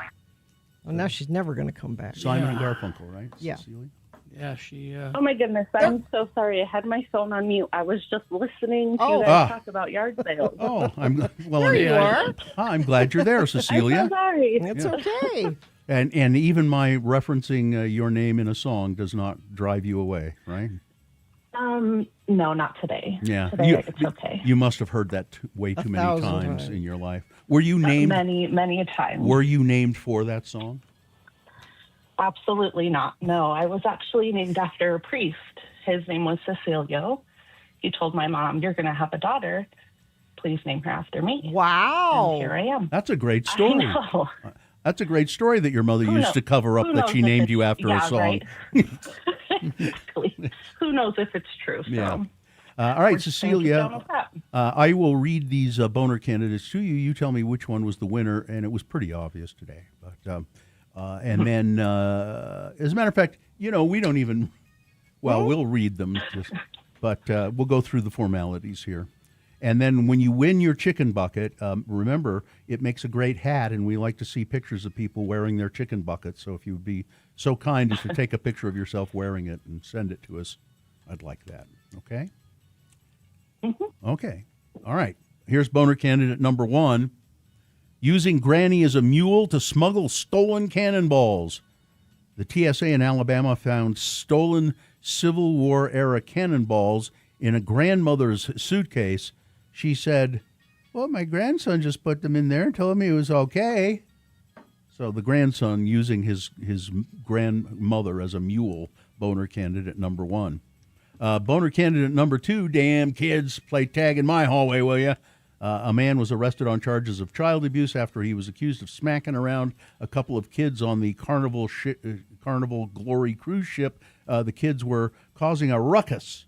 They were playing tag in the hallway, and this drunk guy just couldn't have that, and so he smacked them around. And then boner candidate number 3, unauthorized travel. You deported me. A Texas mother deported to Mexico along with her husband, despite having legal permission to stay in the United States after arriving as a child. She's filed a lawsuit against the federal government because the government notified her that they would be terminating her permission to be in the country because of her unauthorized travel to Mexico. You know, the trip to Mexico that they made her take. Yep. That was boner candidate number 3. Cecilia, you know the winner. Yeah, number 3. Pretty much. All right. Congratulations, Cecilia. Thanks for being on the phone with us. Thanks for listening to the show. And thank you so much. You're welcome. We'll put you on hold, and Dawson will give you information on how to get your ticket or your chicken bucket. Ay, man. So I watched 2 Jimothy videos. Yes. Oh, God. You showed me that one yesterday of him And rolling now around. my feed is loaded with The algorithm knows you love Jimothy. Jimothy videos and then regular raccoon videos. And Now, do people know who Jimothy is? He's the... how could you not know? He's a raccoon in Seattle that is afflicted with short spine. Is that what they call Yes. it? Short spine Yeah. disease? And he's pretty odd looking. He's really kind of weird looking. He's got no tail. Kind of long, spindly legs, and Yeah. he's all hunched up. Well, what do you want to see a lot of videos of? Because now you need to go watch some of those so you can reset the I algorithm. had it perfectly. I had baby hippos and baby elephants. Great little set there. And then I watched the Jimothy ones, and that You've went, ruined oh, it. you wanted Jimothy. Okay, well. You didn't tell us that. Now we know. Here you go. More. Yeah. Well, it'll come back. I mean, I'm not complaining. I just, Sounds like you're complaining. You just don't need all that. You need an animal video reset. You need a. I do. Well, won't it just come back if you just ignore them and then? I don't know. Would be nice if there was a place you could go and say, I don't want any more of this. Don't send me any more of that. There must be a way to do that. I don't know. Well, you can block them, and I think if you block them enough, they'll stop. It'll just stop. I would think. I don't know. I don't know how any of this works. But I am overdosing on Jimothy right now. Well, cut it out. Oh, the baby giraffe at the Hogle Zoo. That would be. Yeah, that's cute. That would be good. Yeah, has he been introduced to, or he or she? I don't know. Introduced to the public yet? I don't know if there's a name. Yeah, I don't know if he has a name, but let's see. Healthy female calf, July 20th is when it was born. Healthy female calf of 8-year-old Stephanie and 5-year-old Ja on the 20th. There's a giraffe named Stephanie? Yeah. Why not? I don't know. The calf was born with an umbilical hernia that is not causing complications and will be repaired with surgery in the coming weeks.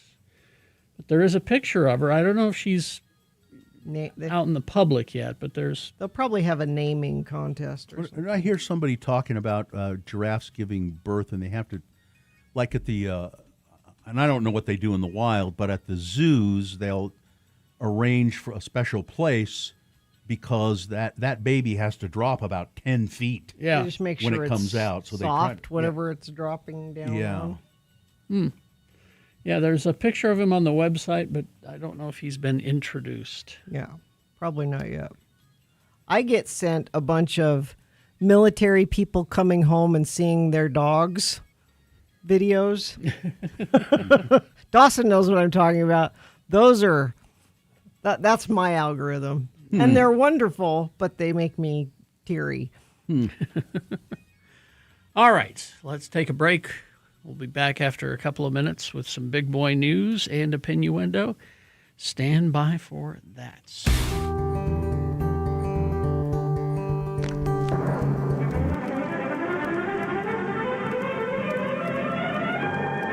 It's often said that the people of Utah speak a language all their own. It's a language that's often confusing and even incomprehensible to newcomers here in the Beehive State. So, Radio from Hell presents a handy guide to help everyone understand how the natives speak. It's the Utah word of the day. And today's word is... Pilled. P-I-L-L-E-D. Pilled. And now to use the word we have in a conversation with the mayor of Mona, Utah, Don Criddle, and his son Denver. Don is not well and has to isolate himself from the family, so he's talking to his son Denver on the phone from a remote location. So here they are, Dawn and Denver Criddle. Dawn on the phone talking about the future of Mona and of the Criddle family. Again, the word is pilled. Daddy, why ain't you home? Me and Mama's worried to heaven about you, and the town needs you to come back. We got some serious problem going on. Well, I'm sorry, son, but I needed to leave. I didn't want you and your mama to come down with a sickness. The sickness? Daddy, you don't have that fungus stuff that they got on that show The Last of Us, do you? You ain't gonna change into some spongy monster or something, are you, Daddy? Settle, boy, settle. That Last of Us is just a TV show. There ain't no fungus sickness. And that show, by the way, ruins the video game they took it from. Oh, ain't that the truth? But, Daddy, how do you know that? You don't play them games. Well, I watch over your shoulder, son, and I thought it was a pretty good game. Well, if you didn't actually play the game, how do you know if you got the fungus or not? Denver, it's just a TV show game thingy.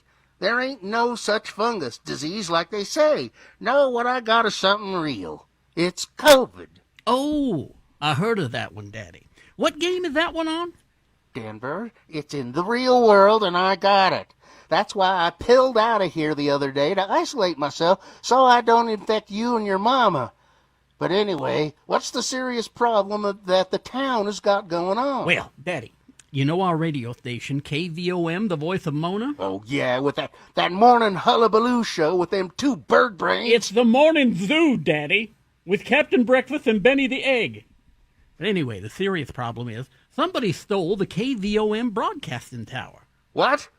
What, the whole tower? 100 foot of steel? Yep. Loaded it onto a truck and peeled out of the parking lot, Daddy. It's a case of Grand Theft Audio. Join us again some other time as we examine how the Utah natives speak with the Utah Word of the Day.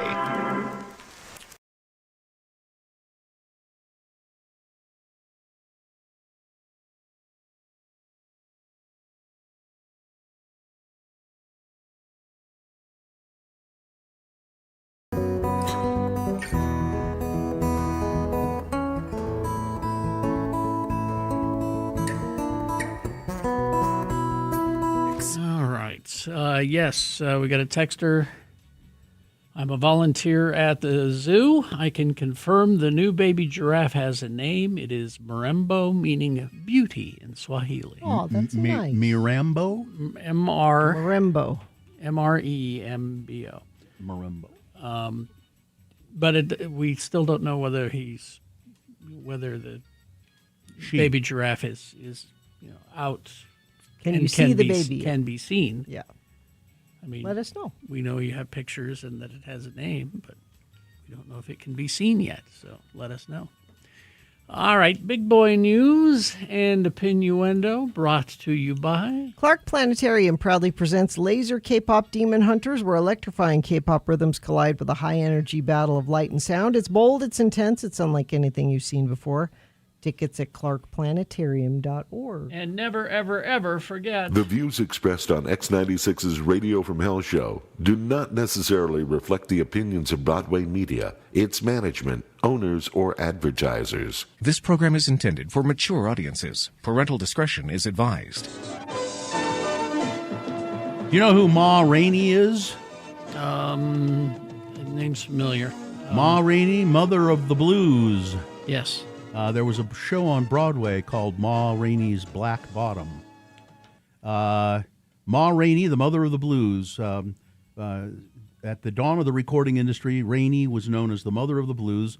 She applied a new style derived from Gravy Todd Adebagaloa, a blues singer who was covered and written about Rainey. Despite her hit songs and including C.C. Ryder, she wrote that, New Bo Weevil Blues, which became blues standards, both of them, and a vibrant touring career, Rainey's impact was inconsistently documented after her death in 1939. But there is a new box set released last week offering the most complete look at Ma Rainey's recording career to date. The collection from Black Swan Records and George H. Buck Jazz Foundation compiles Rainey's complete recordings from 1923 to 1928, includes rare test pressings, alternate takes, 118 original recording, painstakingly assembled after almost a decade of searching through private collections and jazz discographs. This might be worth looking into for you, especially Carrie. I know you like the blues a lot. I do. Ma Rainey, she's the mother of the blues, they say. Let's see what else we have here.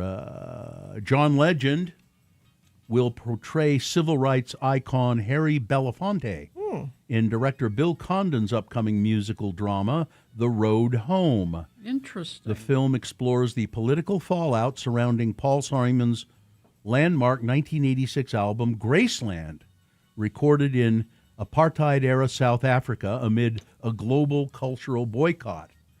Johnny Flynn will play Paul Simon. Cynthia Erivo will play Miriam Makeba. And Thabo Ramisti will play trumpeter Hugh Masekela. Oh, okay. Currently shooting in South Africa, the story centers on Masekela's moral conflict between boycotting Simon and using his music to amplify the anti-apartheid struggle. Huh. He was the epitome of an artist and an activist who set the standard for me, John Legend said of Harry Belafonte. Filmmakers have full access to Simon's, Masekela's, and Miriam Makeba's music catalogs. No release date has been announced. There was backlash.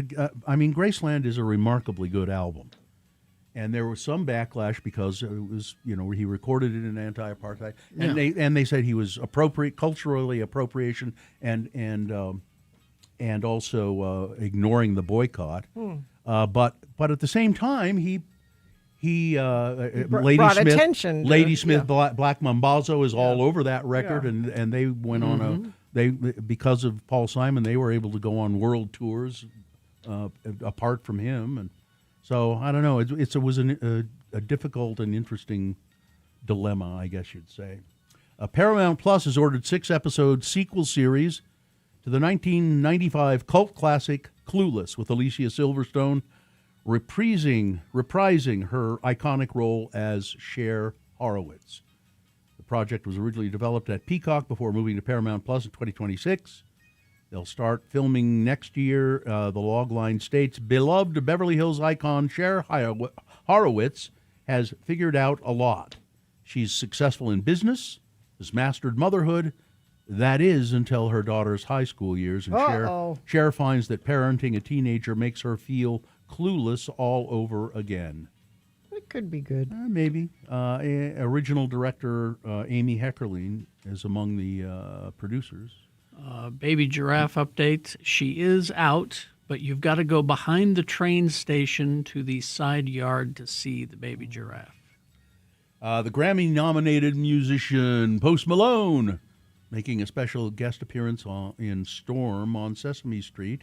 Storm on Sesame Street, a new special premiering August 3rd on Netflix and PBS Kids that teaches children how to prepare for, cope with, and recover from extreme weather events. Post Malone also lends his voice to the special, performing the original song A Little Help, a kid-friendly reworking of his hit I Had Some Help with Morgan Wallen.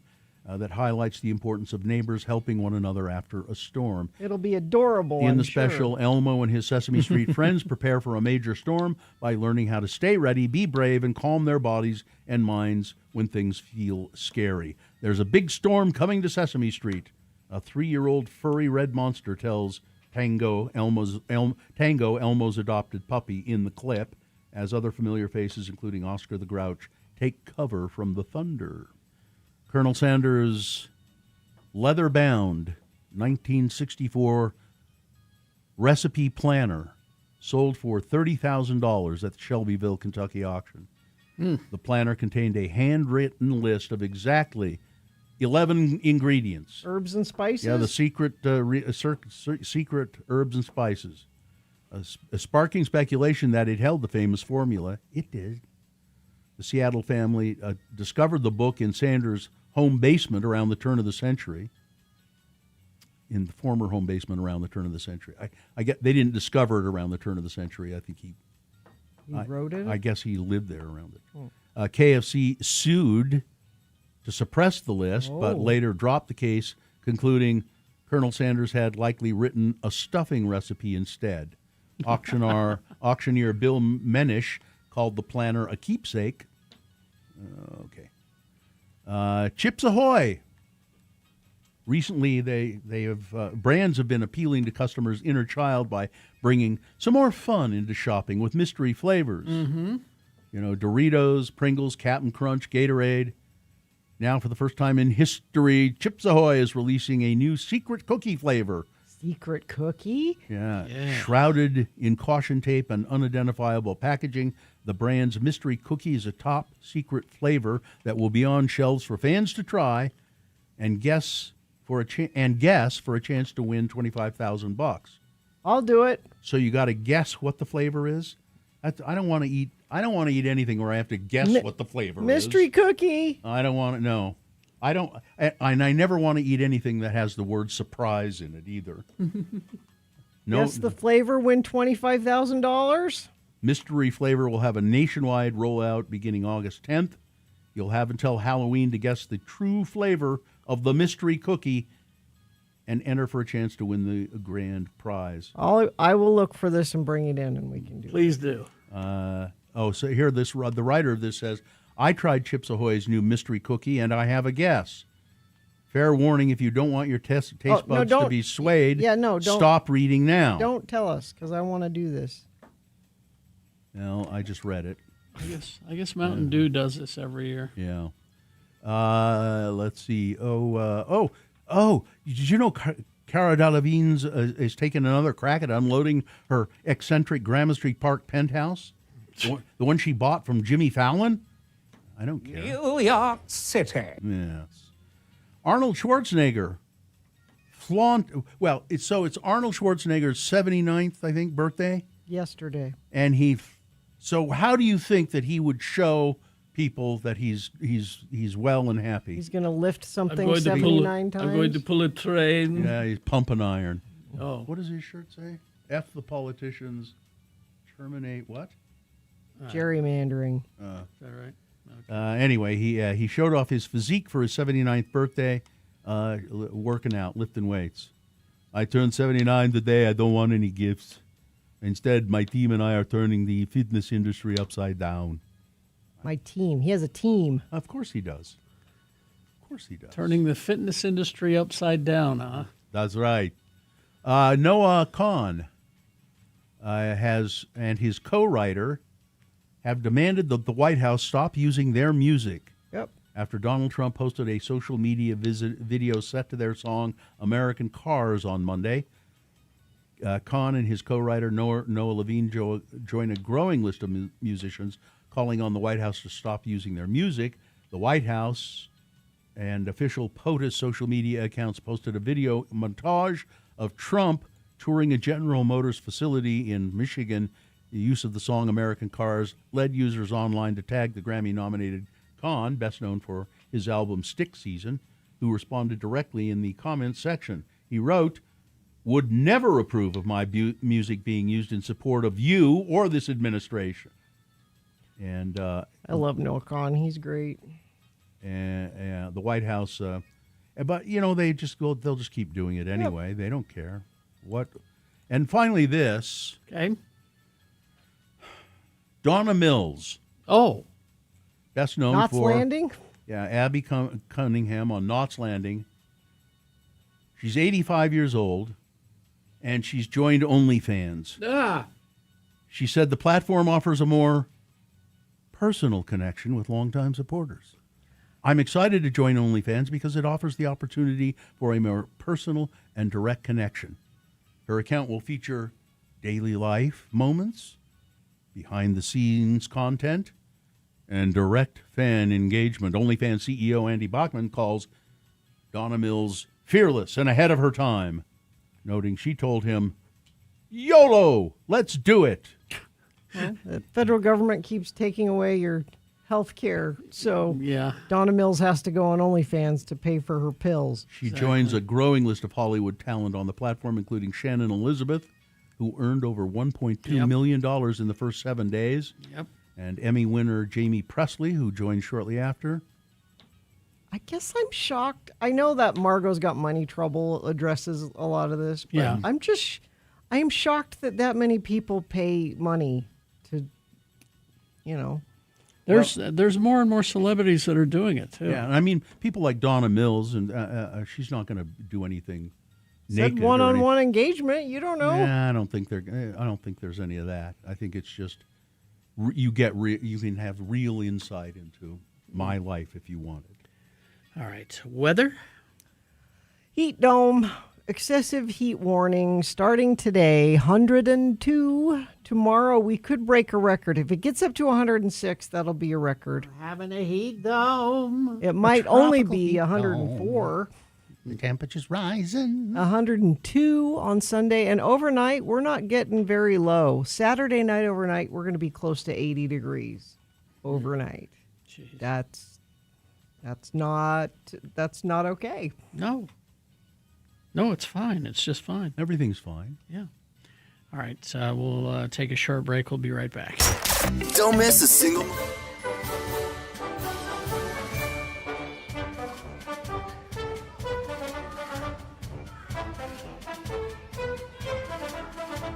So for Father's Day, Yes. Yeah. I have told my husband I would like him to go car shopping. And you're saying, wow, that's a big Father's Day present. That is.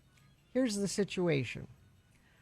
My husband has been driving this truck. It's a 16-year-old truck. Okay. Oh, no. This is a truck that if I want to ride in it, I can't open the passenger side and get in it. I have to get in the driver's side and scoot over because the door doesn't open. And that's intentional. He planned it that way. And I have a new car. Uh-huh. Joe has not had a new car in But 6 It's not his priority. years. And he, a couple days ago, was at the Whole Foods downtown in the parking structure. Yeah.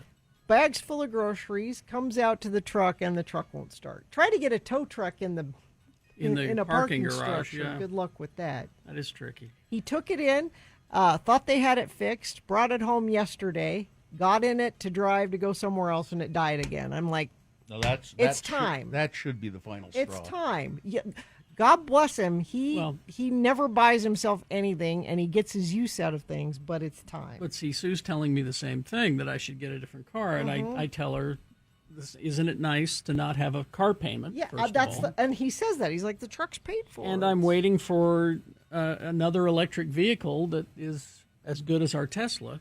But you want to come something along. different. But I want something different because I don't want to buy a Tesla again. Well, you're not having any problems with the Tesla, though. No, not at all. Yeah, so we need 2 cars. Oh, you do have 2 cars. Yeah, then. yeah, we have my Mini and the Tesla. And you're not having any problems with the Mini? No trouble with my Mini, except for the speakers on the right side kind of popped out yesterday.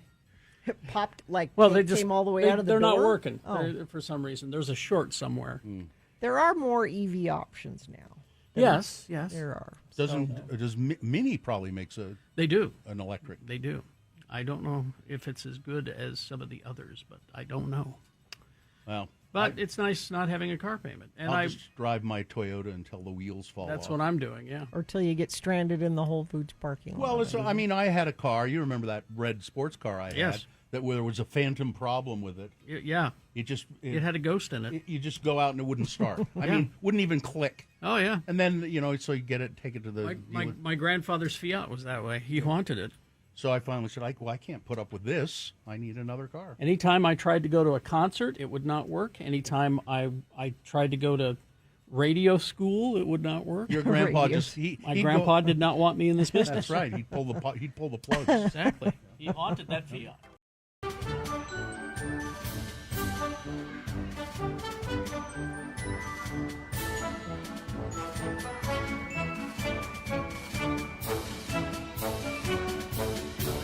I think he quit drinking, didn't he? As he said on his most recent special, I don't drink anymore except for tonight. Okay. So maybe? So maybe. It's questionable. We have Chris Jensen here in the studio with us. Chris Jensen is the executive director. Is it the Salt Lake Arts Museum or the Salt Lake Museum of Arts? It's the Salt Lake Art Museum. Okay, Salt Lake Art Museum. Thanks for being here. What was the impetus for this? How did it all come about? Dr. Micah Christensen is actually the founder of it, and he really wanted to do a museum in Salt Lake that focuses on Utah art and Utah artists. He really thought that there was a gap for that in Salt Lake. And let's talk about where it is in that beautiful building and what that's all about. Yeah, so it's in the B'nai Israel Temple, which is on 249 South, 4th East. It's a historic Jewish synagogue. It was built in 1890. And it was built. Did I read that it was built before the downtown LDS temple was built? Yeah. It was actually finished 2 years before the Salt Lake Temple 2 was. years, That's amazing. really? It's amazing. Wow. And you'll see it. It says SLAM on the front of it. Yes. Salt Lake Art Museum. And do you take up the whole building? There are several floors of exhibits, or? Yeah, so we have 2 floors. It's 14,000 square feet, the entire building, and we have 8 galleries. Right now, we have 5 exhibitions going on. 5 exhibitions. Let's talk about them then. What are they exactly? Yeah, the first one, the big one, is Bierstadt in Utah. Albert Bierstadt was a famous painter in the late 1800s. He came to Utah 4 times and stayed here each time about 2 to 3 weeks. He's really how people saw the American West. And he painted Utah landscapes, and we did something really special where we identified these Utah landscapes and paintings. Yeah. And we geolocated them where if it is a Utah painting, you can come in and see the current landscape photograph. Oh, I love it. See what That's it very cool. became since then. Okay, Yeah. what are the other exhibits? The Pilar Pabil, who was an Avenues artist from Spain. She was an immigrant. She was very colorful in her painting. And you get to actually go into the exhibition feeling like you're entering her house a bit. So we brought the colors of her house into the exhibition. Yeah, there was just recently some stuff in the paper, I believe, about her house. About yeah. her house, and Yeah. her whole house was an art project. Yeah, Casa Pilar. Yeah, it's really okay. special. Okay, number 3. The history of the B'nai Israel Temple. You get to walk through it. You learn really cool things, like there was Jewish fur trappers here in 1826. They predate the Mormons. A lot of people don't know that. And you get to learn about the Jewish community in Salt Lake and how they grew and then eventually moved on to a new congregation. We actually had a Jewish governor, I believe. We did. Simon Bamberger. He was a member yeah. of the temple. Yeah. Yeah. Okay, that's now. Is we on the last one here? Then we have the last big one is the Julia Reagan exhibition. I saw that. That's interesting. Yeah. How did that come about? And what? So you're the guy who curates this stuff. I run it. We have curators. Oh, okay. I did curate the Julia Reagan exhibition along with our other curator, Liz. What was your thinking about that? I just couldn't get out of my head that what we were seeing in real time was like really a historic moment. When you think of like memorials to individuals, especially private individuals. There's never been anything like it across the U.S. this big, 360 billboards spread over 2,500 miles. And to me, what I thought was challenging about the whole thing was, how billboards intersect with our landscape and how we view them, but also how we talk about women once they're gone. I'm a historian by trade, and when I do history projects and I read obituaries of women, it's always about being a homemaker, wife, et cetera. And so we wanted to tell her story. She was very smart. She had anatomy and PhD. She supported women through her work at the Rape Recovery Center, Jewish Women League, you name it. Like, she was a go-getter, and she gave generously behind the scenes to liberal causes. And people just didn't know it because she didn't talk about it. I think that's really a fascinating thing that you've done then, because all people really know is, who's that old lady on the billboards? Who's that? Who's Julia Reagan? No, the billboard does not tell the story other than she was obviously someone who was adored by her family. But it doesn't tell you anything more than that. I love that that's what you did, was a deep dive on that. It's not just looking at the images, it's learning the story. That's great. Yeah, and there is an art component to it where we do talk about the public art response, where you have like memes and tattoos and even music videos that were made about her because of it. So we cover a lot in that exhibition. If you actually stay and read about it, I think it will really leave you questioning your landscape and the things around you. Really? Yeah. Is it so? Is that have we covered all the 5 exhibits that are there? There's now? also a collector's gallery with Utah art from a collector, Gordon Bowen, and you get to see some really good art from Minerva Hiker and a few others. I've heard that name. Yeah. So how can you take it? Can you take in everything there in one visit, or? Yeah, I think you can. If you plan on spending an hour and a half, you can see most of it and walk through it. To me, it's a right-sized museum where you don't feel overwhelmed and exhausted when you leave, and it also makes you want to come back. We'll be changing out these exhibitions every 3 to 6 months. That's what I was going to ask. How long they'll be in? Does it cost something to get in? It's 100% free. How does that happen? Private donors, grants. We also ask people if they come through, if they want to leave a donation. That's always helpful, but it's mostly private donors. It's incredible. Salt Lake Art Museum. When it was first when I just saw it, I thought, what could that possibly be? What would that be? And I think you've really it's more expansive than I could ever have imagined. Yeah, Utah has more artists per capita than any other state, and we just want to celebrate that. And there's world-class artists here that you just don't know about. I have a friend in Ogden, wonderful, wonderful painter. I don't know if anybody knows his work, and I don't know. Can people submit to the? Yes. Always, if you know of an artist that should be highlighted and that we haven't talked about yet, or we're planning, we're 2 years out on our planning, submit it, and we will keep track of these artists, and as exhibitions come up and we develop those, we'll be reaching out to them. Because I think there are probably a lot of artists here in Utah that have yet to be discovered. Yes, who are really good. Yeah, one of the things I look forward to is we're planning on doing a future initiative with West Side artists. And I really look forward to that. And I can envision a graffiti art in the future. Yeah, we're already talking to muralists. And there's a lot you can do. Yeah. Salt Lake Art Museum, again, the address is? 249 South, 400 East. And it's free, open... 10 a.m. till 5 p.m. Tuesday through Saturday. Or Wednesday we go to till 8. Okay. Not open on Sunday. Not open on Sunday or Monday. Okay.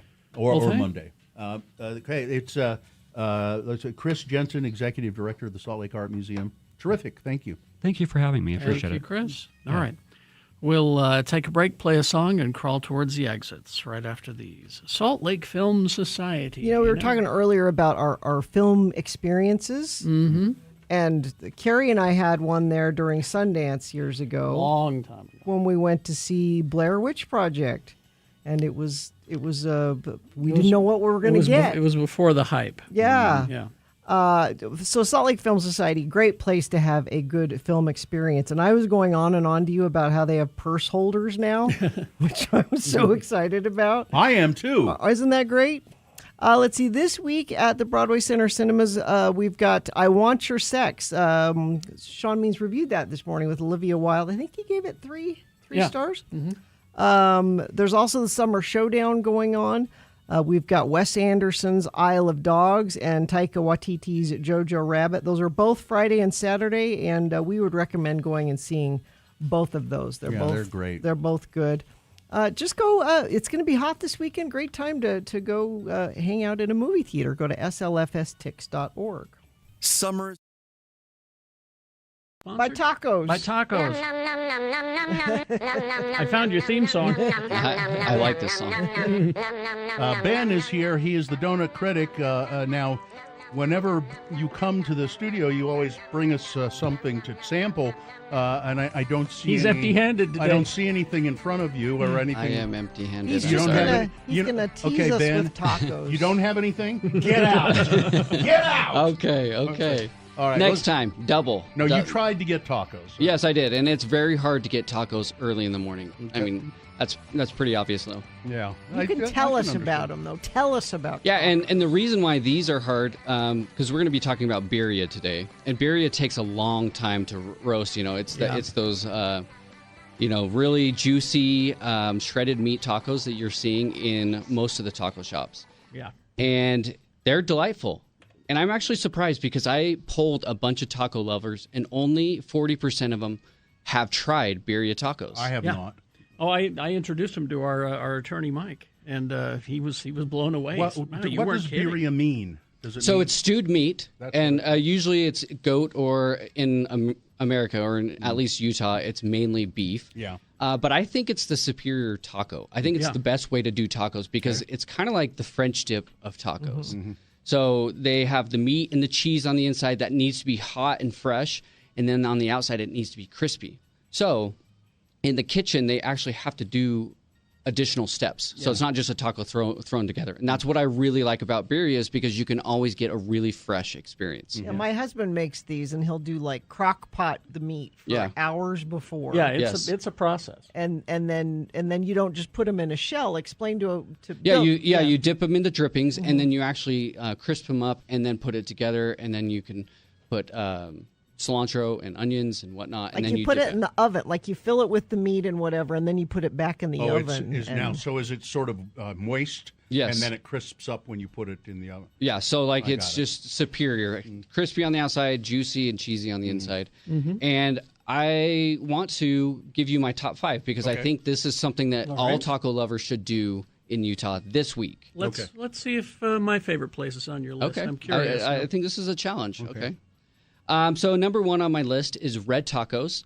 It's in Provo, Orem, and Lehigh, or I guess American Fork. They are the most consistent that I've ever tried. Really? Like I feel like their tortillas are always crispy, and the consomme is really rich and flavorful. Okay. Is that yours? Nope. Okay. Okay, here we go. Down the list. Number 2 is Tacos Plaza. So if you're in St. George, that is a perfect spot. A lot of people in spring break right now hit Tacos Plaza in St. George. Number 3 is Del Mar. Have you ever heard of Del Mar? I think. Yeah, I have heard of it. yeah. So it's a sister company of Sol Agave, and they are just really high quality. So everything, component-wise, is just amazing. That's an American Fork. That's an American Fork. So next one, Salt Lake County. I'm not forgetting about you. Next one is El Barril in Sandy. So it's this little place that actually started doing crepes and tacos at the same time, and it just melded these interesting flavors. Her consomme is the best I've ever tasted. Really? Okay. So it's in that little Union Square area, and she does mulas, where it's like tortillas, meat, cheese, and then a tortilla on top. Okay, I'll give that place a try. Yeah. Yes, that one is honestly one of my favorites. I just went there this last That week. sounds great. Number 5, Los Tapatillos. So this is, I think I know actually which one is yours, and I'll talk about that in a second. Let's see. Let's find out. So Los Tapatillos has awesome tacos. The only thing that I would say brought them down on the list a little bit is their consomme. Usually it's not as rich and flavorful as some of the others. Okay. But Casa del Tamal, is that the one that you were thinking? Oh, I'm interested. Okay, Carrie. But Casa del Tamal used to be the top of my list, but I feel like their focus has been just like volume, and so it hasn't been as flavorful and rich the last few times. But I know a lot of people love Casa del Tamal. They're one of the OGs in Utah. Where are they located? So they have one in West Valley, and then I think Taylorsville now. So. See, I'm looking for a new place now because Okay. my favorite one, I have to take points away because they've started charging me for the consomme. Oh, no. An extra $1 for the consomme. Don't charge Carrie Jackson for consomme. Well, this is their new policy, they said. Because Charge everybody else, but not Carrie They Jackson. began to notice that this was their number 1 taco, and so they went, I think we can, we're Okay, so where is this? Santos Tacos. Santos. Okay. I do love Santo tacos. Yes. Very, very good. And it's right close to my house, and I can get them to go, but I got to take points away for charging for the consomme. So I That's haven't- part of it. That should come with Exactly. it. It should come with it. Yes. Yes. No, I really like Santos. The only thing I didn't like is they were so small.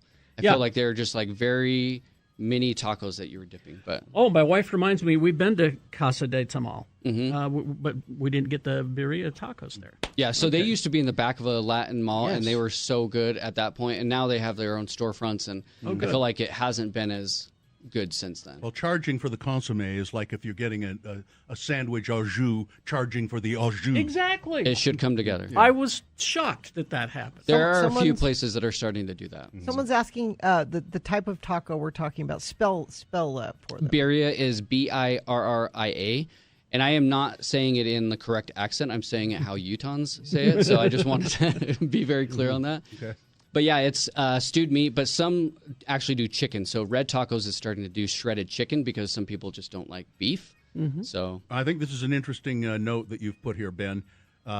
Cafe Rio, which is a big chain, Yes. started here, I think, in Utah. it did in St. George. But they're now doing birria. Yeah, I saw a TV commercial. So the masses will try it. Probably, I was gonna say- because everybody goes to Cafe Rio. Oh yeah, this is the hot new taco. This is the Yeah, I would say I don't go to chains, and so I haven't tried it, and that's where you all can tell me how it is. So if you try it, there are people who are addicted to Cafe Rio. It's astonishing to me. Oh yeah, I've been there, and it's okay. It's okay. the flavor profiles are pretty good. I think it's the quality that has really slipped. Now see, I want to try the goat version. Yeah, I feel like all I've that had is is beef. That is the next level. So if you like birria already, start trying some of the other versions. Can you get the goat ones here? And there are a few places. There was a rumor that Red Taco was doing it every once in a while, but I would have to check. Let me put that on my list. But you can look at my list on Instagram. There's a little icon that looks like a brochure.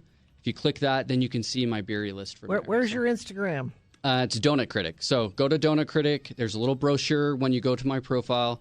And as you hit that, you'll see even a burger list, a taco list, and all my donut lists there. A burger list. Now I you love brought a giveaway for us. Yeah.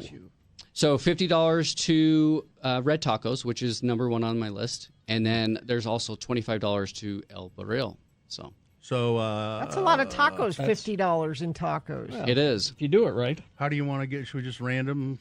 How do you want to do it, Katie? Yeah. A random phone call. 877-602-9696. Yeah. All right. Okay. Ben, the Donut Critic, find him on social media. Mostly Instagram is the best place. Just search Donut Critic. Do you spell it donut or donut? DONUT. Oh, that's a conversation for another time. That's another conversation. Oh, yeah. What is it, donut or donut? I want to know. That's almost as divisive as Cafe Rio. I think it should be DOUGH. Well, this is for we'll another talk about time. I'm a traditionalist. Thank you. Thank you, Thank Ben. you all. All right.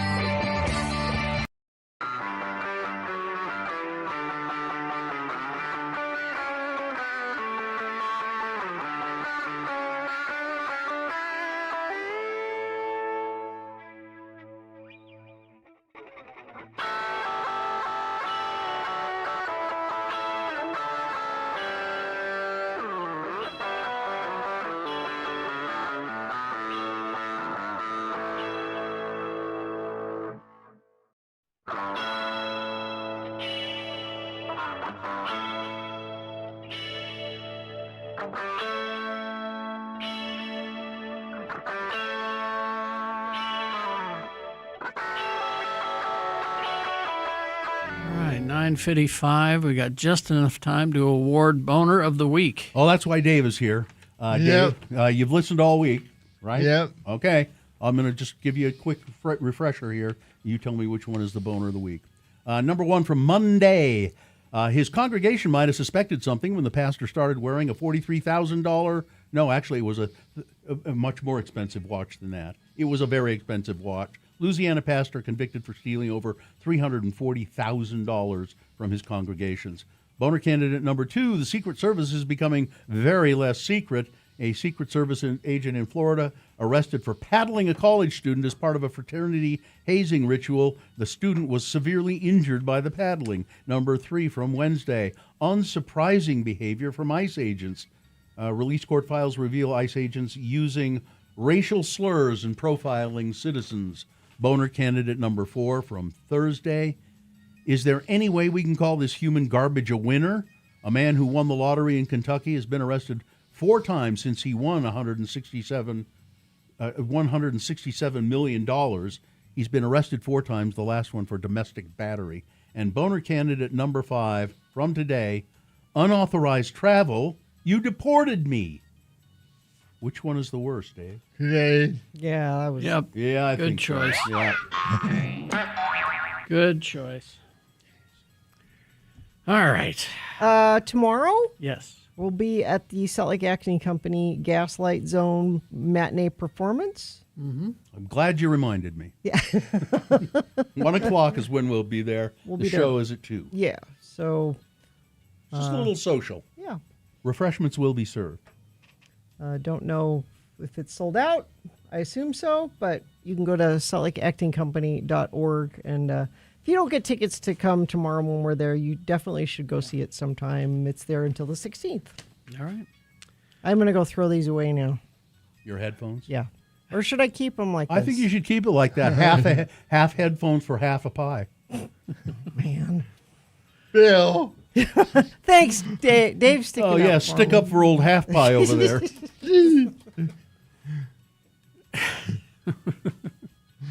All right, fine job, you guys in the producer's booth. Live long and prosper, bitches. Don't you know who I am? You googly-eyed chud. Oh, whoa. Nick is